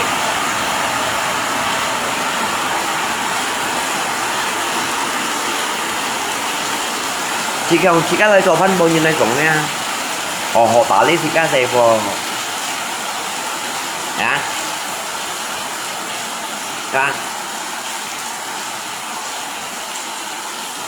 學打呢時間四貨啊，打呢時間自身啊，學咧照顧自己嘅老公啊，為自己嘅老公出門啊，又順順啊，先到呢陣啊。mấy cái xích bảo ấy xịt HP còn xì quay còn như này đó bà lý như xì quay còn như này không chỉ có 5 triệu nhưng thịt môn này còn nghe ngay thịt môn ngay tại lý trận cũng lột hồ à ở tại lý trận cũng dây cô à ở tại lý trận nha bữa xịt các cái cá trên tủ ra cũng 10 ngồi tủ à 10 ngồi còn à 10 khay mùa như này giống như vậy trong 5 chỉ như na thịt môn na và ta phải chim theo用小嘛cái này gì thịt môn na họ ở đồng cách tại lưới trận mà hãy phát bôn như gì 10 ti sát cho dòng axit tí sò bố sẽ xong khu đã đi xe cổ yang penting ngay dưới lưới ở dũng dưới lưới ở may dưới lưới ở trọ vô ở trọ vô ở sức vô ở dũng căn mày ti trong xe cá 5 chỉ như nó là xin bánh đá tông tiêu tổ đây tôi phán mà bánh nó đen canh đi riêng tí cá bánh nó và danh dịch theo gọi theo cái này bỏ cho rồi không xin dòng bánh như nó không cả âm dòng bánh nhân nhau mình du lý chọn nó không ở chút 10 chỗ đó trên xì đồ ảnh nhau trong cái lò sưởi chết dòng bánh nhân chút hỏi các bạn có nhau em dòng bánh há hỏi lót hỏi tụi bởi thải lòng mò hỏi xuống phá phao như bánh mò nhân sĩ tí đó khâu phun mò và khâu lo hiện tí bởi chim chân mò em cảm nhận đi trần mò bánh mò nhân sĩ cái đã đọc mò xẻo màอย่างmình tiếng như chỉ chút hỏi ngay mình tiếng HP trên chỉ đảo lại chứ nè rồi chỉ đeo hiện lại chứ gì quý ở còn đeo hiện lại vô còn gì quý còn đeo hiện lại chứ xong chỉ cái li bắn nhìn cái nhưng còn ai năm chỉ như này còn ai ngay cả nhau sao xí chồng gì chồng nha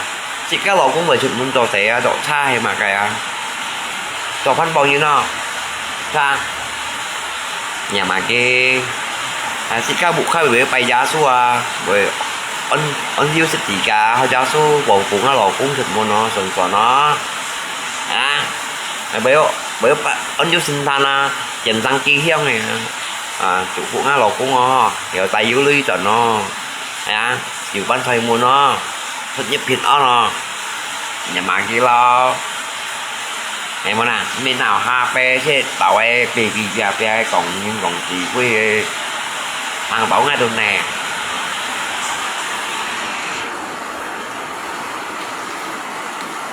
mình nhớ cá thường xoay rồi chứ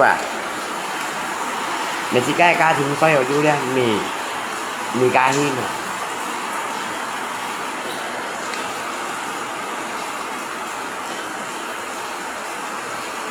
đi chiều tùy muốn hả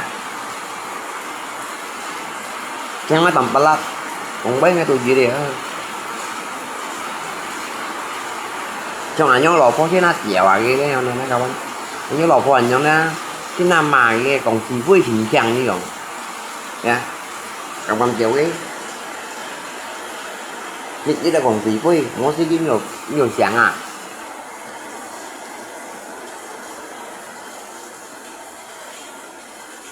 nhá như tí năm chỉ nhá đồng bánh như này cái nồi xì cái bánh giả pan dùng nào đó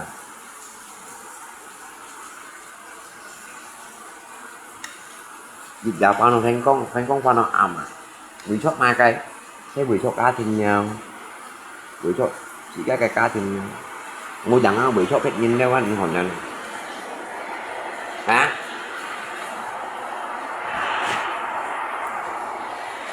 ra một gì cái gì kìa một nhân người và mi tả lý khách sạn nhân sang sai đi phải thu tụ tả liên ăn trong này chi bay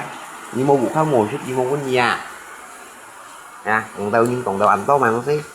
như vụ khác một thích một chủ gì một con gì một khen đầy con gì mi tả liên xong này đây rất là nhiều người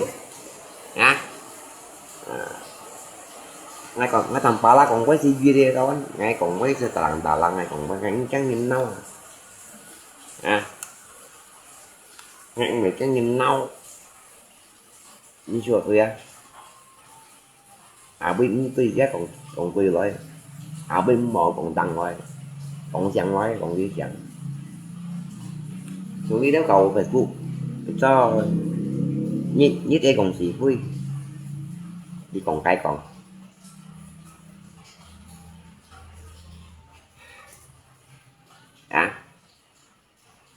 còn nhìn phải luôn quỳ nhưng phải đi son cây son như son tận mái chứ trong kiểu ra còn đi đâu rồi bảo bà mẹ nè ai ô gì dám kỳ theo thần tận như xích tận như kiểu bà chân xích tận như kiểu mẹ ca dịch động theo xích tận như kiểu xích như kiểu rồi miệng gì kìa mới mô hết miệng sáng kìa mới quậy hết bộ đá phá nhung cho luôn quỳ nhưng xích tận như kiểu mò miệng sáng kìa mới quậy là như cái cô số gì ngay tầm bảo là mô mày ấy gì thôi đấy còn số đấy online này theo đủ đấy cắm nhận ngay tầm bảo là cắm nhận xuống xuất hải đồ xuân này sẽ xảy ra ngay cái tí đấy online này trong gì đấy ăn màu hiểm nói tôi mà hạ lập mày đấy cái là bằng ở đây nhìn cái phút này bị xuống thật sự ra mày mẹ nó ca chi lại xuống nó sẽ xảy ra ngay mẹ hạ lập gì thôi đấy online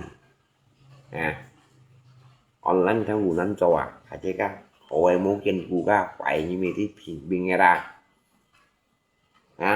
phải biết nhất luôn ngay thằng làm có leo để cố gắng xuống một theo cũng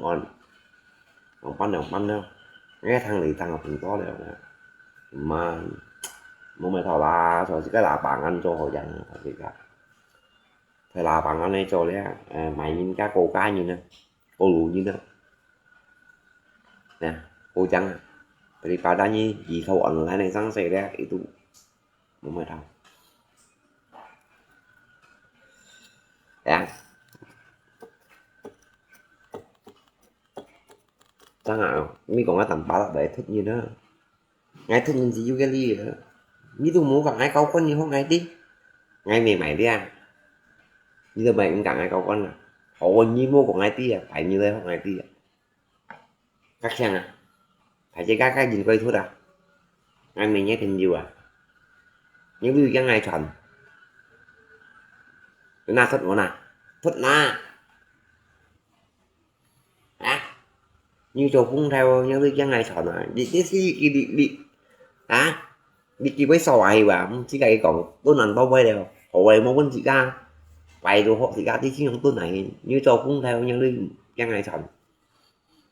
nha cái lô to đường chia ra gì mấy cái còn quay gì nữa hả to đường chia ra như cho cũng theo những cái ngày chuẩn à mày động mộ như đây không ai biết ngay tôi hay đó nhưng mấy cái số liệu về mà sao nhìn cái này bộ xì đồng vẫn nhìn em muốn à họ cũng dạ không ngon lắm nha đâu mà một số gì gặp phanh cả bộ tôi rồi đó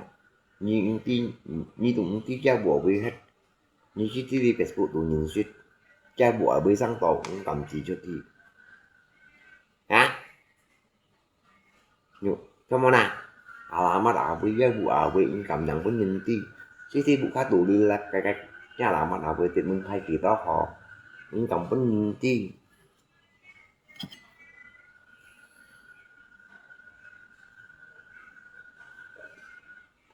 cách cin tăng tăng này alamat thải saya pun bay cải thải nha châm miếng bà đèn những cái máy như cả lẽ mà mua che những máy học có như còn như đó với những phiền này còn chứ còn đi cái anh nuôi chú gắn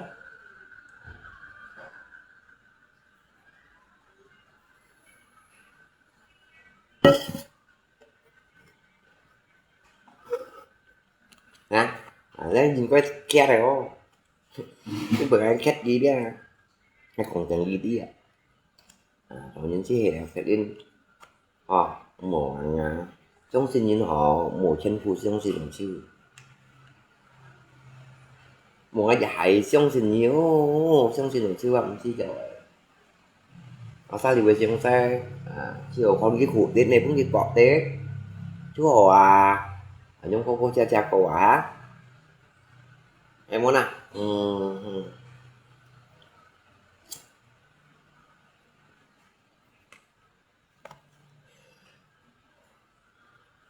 em muốn yang mua chạy tôi lạc cô thì chỉnh kèm thì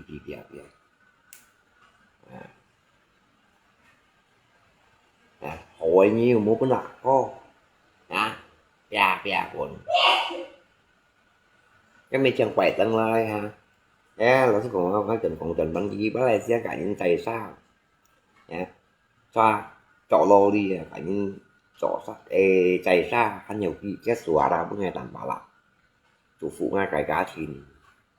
sừng lì xoa chủ phụ ngay xẻ bò chủ phụ ngay lò bò chủ phụ ngay cây theo nhiều cô mà chú cô chủ xe video thân sĩ quý với ngay làm bảo lạc quay hốt ngay đi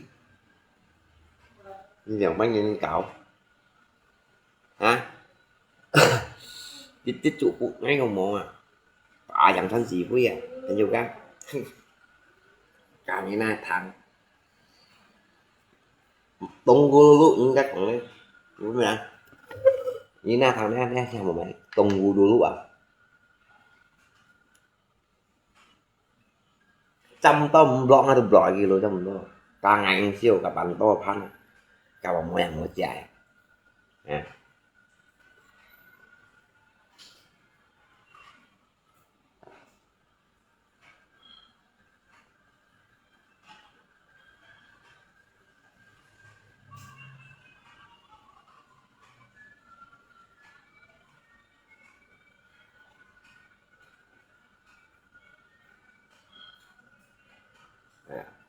thôi ký thôi nhưng mà thành tàu á cũng mấy con gì đeo à làm ba la trên tính số bảo ra lộc gì đeo bị chi phiếu mua mẹ xong xa lạc gì à sao có những con đi kia quay ra như thằng xịt xịt đeo à làm ba la nhà xa là nhìn nhau gì gì đeo đi nhìn về sẽ âm kén của nó như này phải tra căng này mà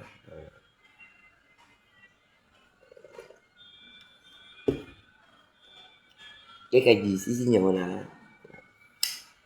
à cả sản tòa của mình cho đặc biệt đi ông nè à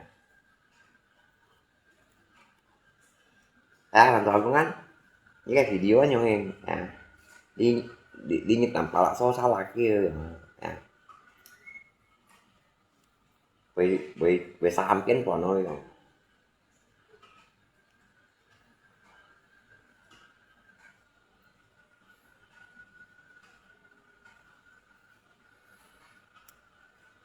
thế thắng theo một pun ngay sĩ quý cái nước kia pun ngay à u trần thắng theo pun hình lại là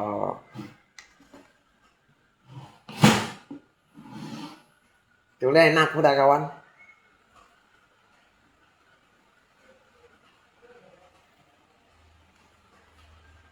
thích chẳng ngoài á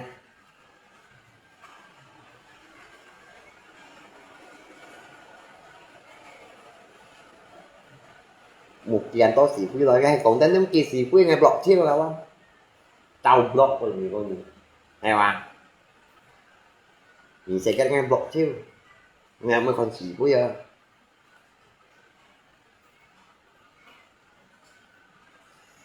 nè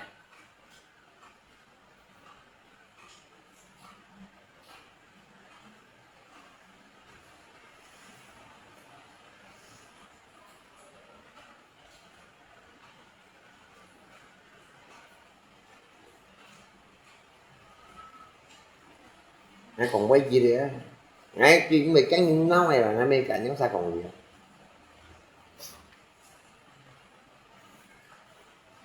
ngay mới còn chịu nhớ sao thầy theo cá lội thầy cua lon này thầy ta là cái này ta là sĩ quý nhiều thân quân nhìn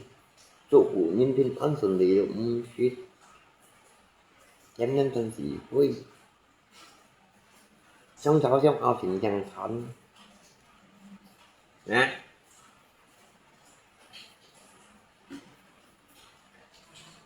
đúng không ạ phải chơi các bên nhiều các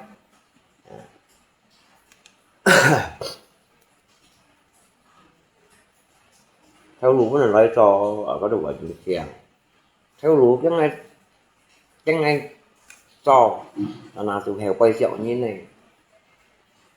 nha chồng chú hát chồng đó là tốt còn những phải thay vì phí chồng chú hát chồng đó là tốt đấy á thay vì phí à hả thôi ra mẹ xài ngành online nhé còn á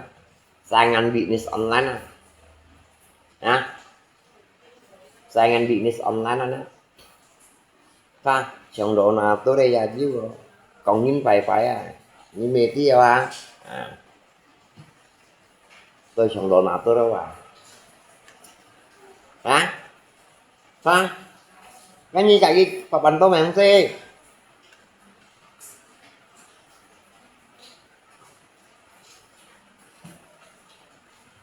chứ vô và bằng tôi nè họ gì quý họ được xỉn to đấy như chạy cái còn ăn to mày chứ rồi mà vẫn nhẹ như làm ba lắc phủ đồ đấy nhiều to lòng như vậy còn ăn to mày vậy vậy to lăng răng bay mà to lòng xỉn nhiều chứ bạch chữ chứ vậy ai còn đó ngan lan à xỉ quý thân mình đây à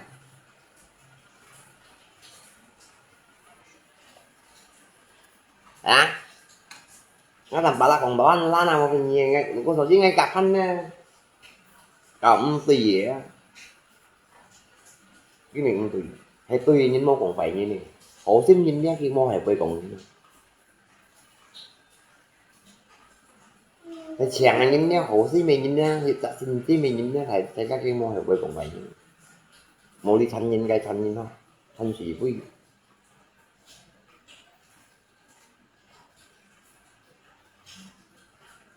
chỗนี้น่าทดอ่ะทดอย่างnói trong toàn bộ siêu việt trong vòng một chuyện này thế nó cũng có nhiều chi đây nó tập là bộ những gì một khi một chuyện như mày sai rồi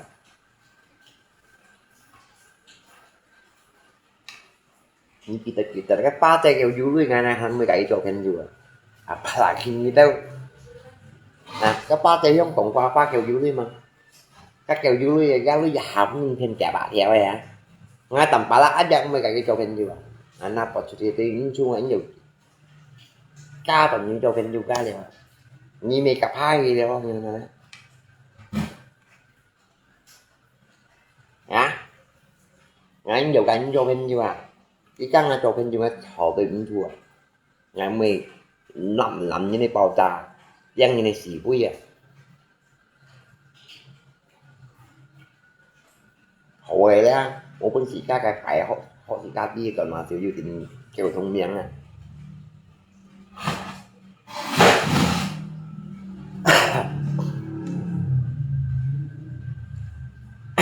cái mấy post đi à thì cũng chụp cái một tờ mà như cho khen juga như cả nhân nhưng mà phân cả gì hết trơn chú lui cho tôi hỏi như này rồi lui cho tôi hỏi như này ngay cảm nhận mất tiền chung ngay mô cả nhưng mà phân tiền chung ngay mô cả nhưng mà phân chú hòa ông chỉ cả gan tôi liệu dân của mày quen tôi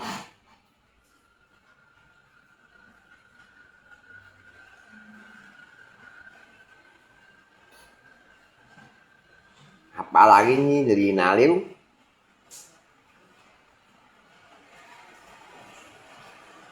nggak tanpa lah thằng bệnh nhân xí apalagi ini di naliu dia nggak tanpa thằng bảo vệ nhân xí thằng bảo vệ nhân xí thế ra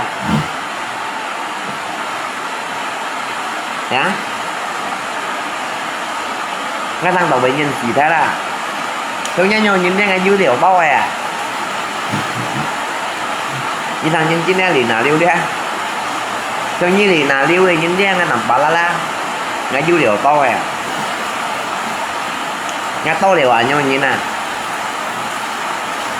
cho hộ cho phải đó ngay to đều nhau như nè thế cũng to đều chụp tốt đều ngã cái phần chụp cái chụp tốt đều cho hộ cho phải bên ngay là nhá chụp tốt thì chụp tốt rồi năm điểm đấy mà phun thì phun theo mau bị vào trong đó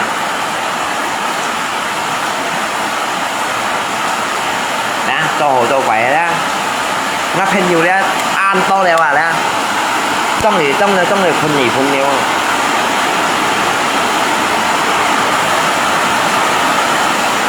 thế bây giờ mày còn teo xì cái nóng này à cái cầm chè như cái mềm như teo xì nóng này nè như xì chỉ vừa đi tổ liệu thì nào đây quay như xì chỉ vừa đi tổ liệu đấy cho hồ cho khỏe đấy thấy mềm như teo xì nóng này tạt tắp ra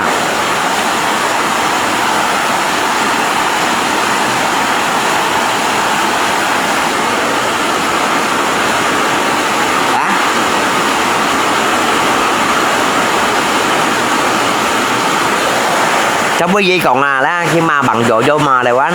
ta bỏ ngay ấy rồi không có tầm bảo la nhưng ngay teo xì đó cái nâu ngay cầm chả như to ngay xuất bút trong nhà nhau phen du ca đều cho hồ cho khỏe phải bún to đều ngay cầm teo là cầm mét gì mua cả nhà nhau nhìn cho hả cho hồ cho khỏe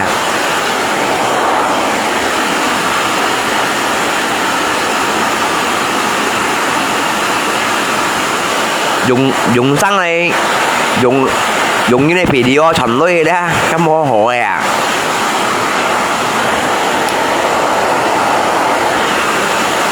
chúng như đi phụ huynh nhìn ra na cầm thiếu gì đó mô hội thôi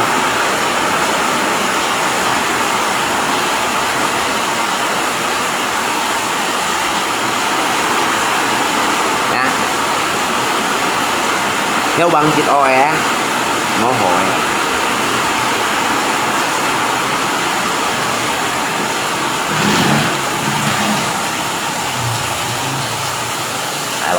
dạng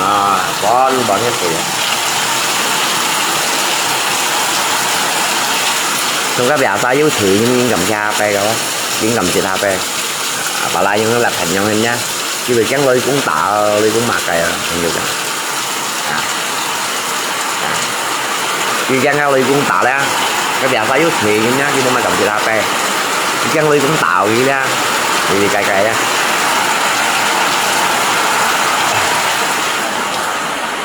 Cái chân, thì còn cái trò thủy oi đó, cái chân à.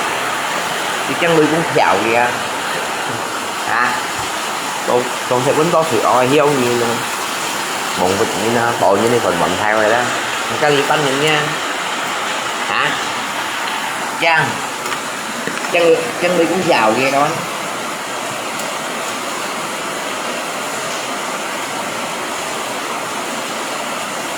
Cái trò này cũng có khi đến chỉ ra cái chiếc chân lưới cũng chạy rồi. Chân lưới cũng chạy.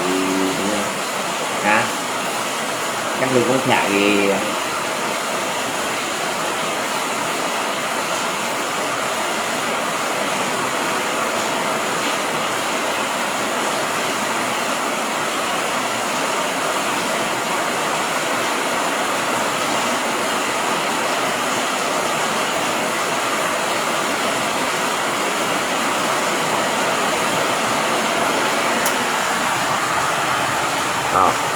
Thì ốm mùa toàn có bên người ta cù heo nhưng cù hủy như thế này kita là họ mùa toàn có chỉ đỏ loại đi hủy những cái hủy như này anh chưa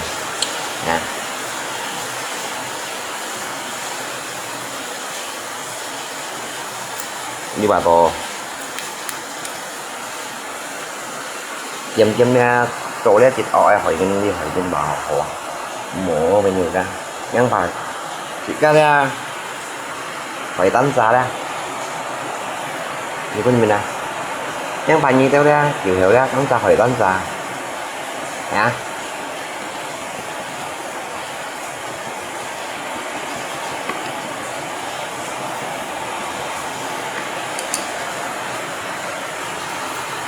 đây kìa ra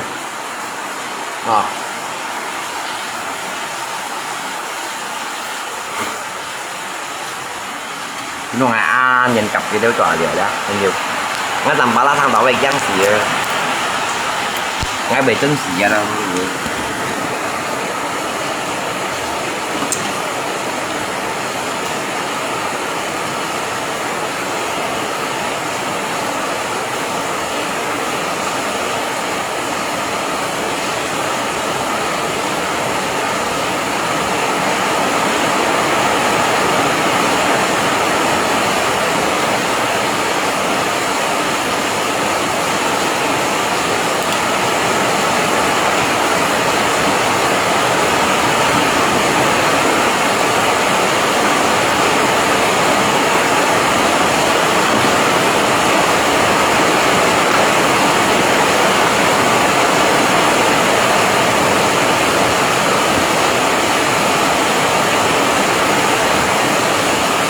chạy lông chăng không chạy hiếm loay đâu ai cứ chia sẻ lông tụ thì chạy lông thế nhưng chăng không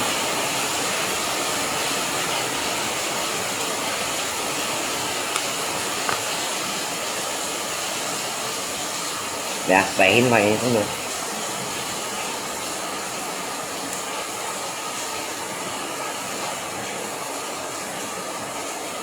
也是放开不容易，也是曾经相爱不可以。痛过懂白同时痛，更懂知自己。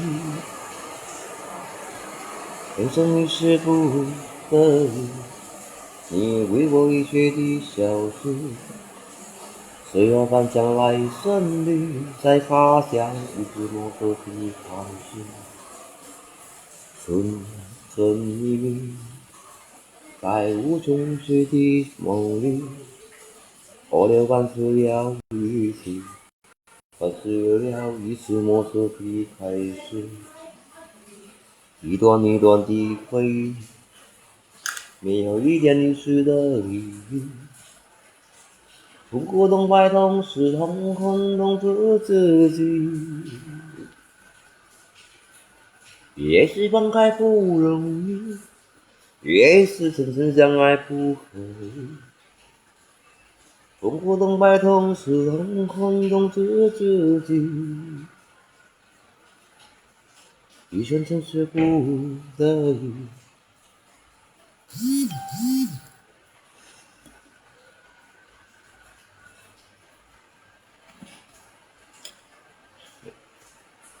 Kopi khang thì kopi đó mùi chính xin các bạn.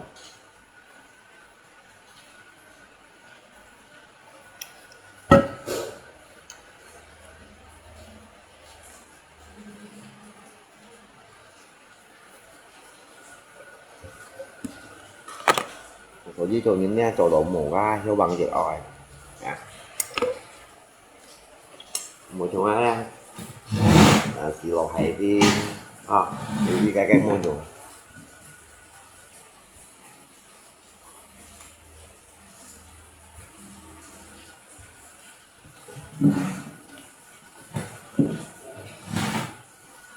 mua trong các xì lò trên nhá mua chỗ thêm nhiều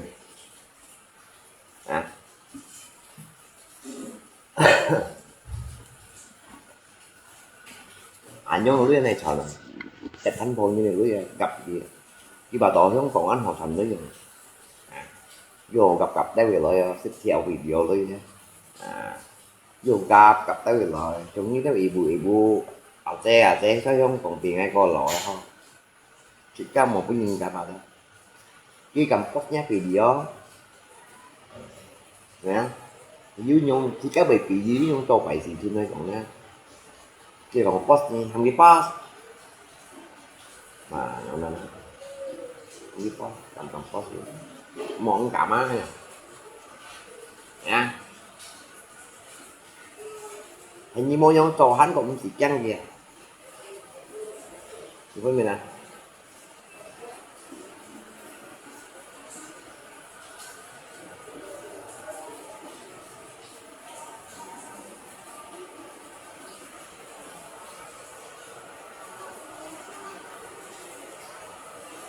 một số chi hạ nhân hành tâm như này đó hành như tầm cầm 2 kg cam cái méo nó cầm rạn đi á mùa họ bàn theo lũ quỳ nhỉ mùa to thì á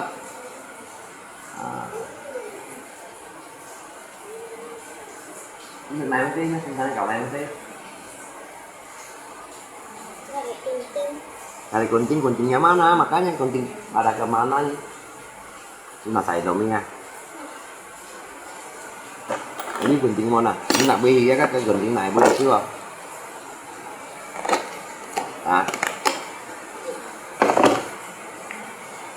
cậu beli chưa cái này nó mặc đã beli cái cột cái trình có mua chưa nãy cậu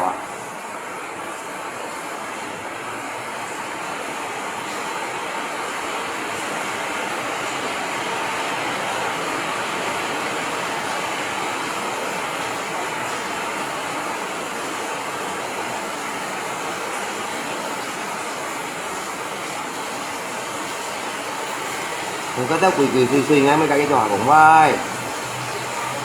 còn thầy quay đó nhưng có thì mình phải chịu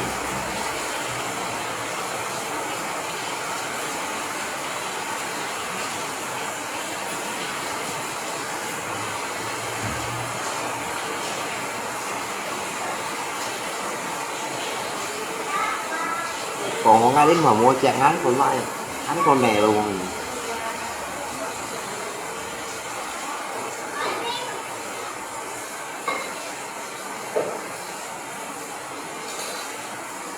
không ai cãi đâu không kiểu không có chạy nhưng còn mai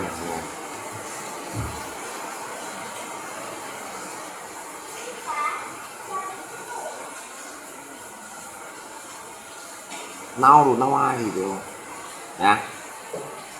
pha một chỉ rồi heo quý ở gia đồng có nhữngទីtầm bà là ra ca không cầm cho được cầm tốt mua còn heo quý lắm phải đó heo quý với đó lệ mình mua máy bên vô con tàu heo quý với đó lệ mình á anh kêu trong chim phải lệ mình kêu thầy đó ngồi máy thầy vô máy ra Thầy dùng may ra như thế cũng chẳng to hiểu quỷ đeo ạ. Vô tập tầm nhỉ.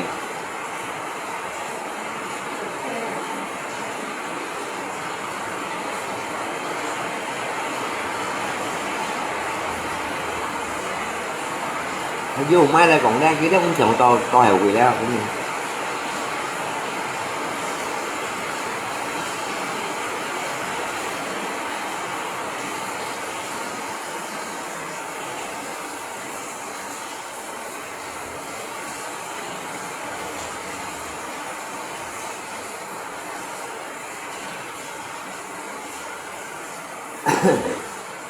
Dạ, thầy dùng may là còn đang kia đó cũng chẳng to hiểu quỷ đeo.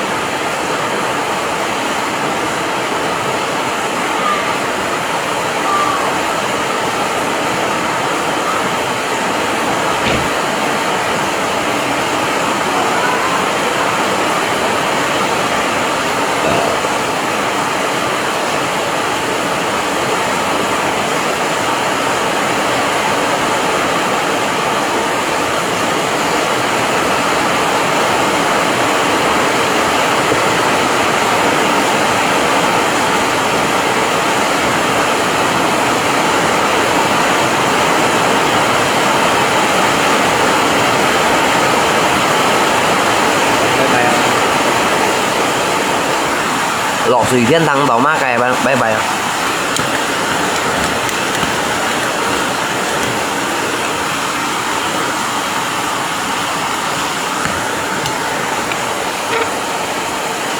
Ở xe phun dao ha, đâu đi biết gì không?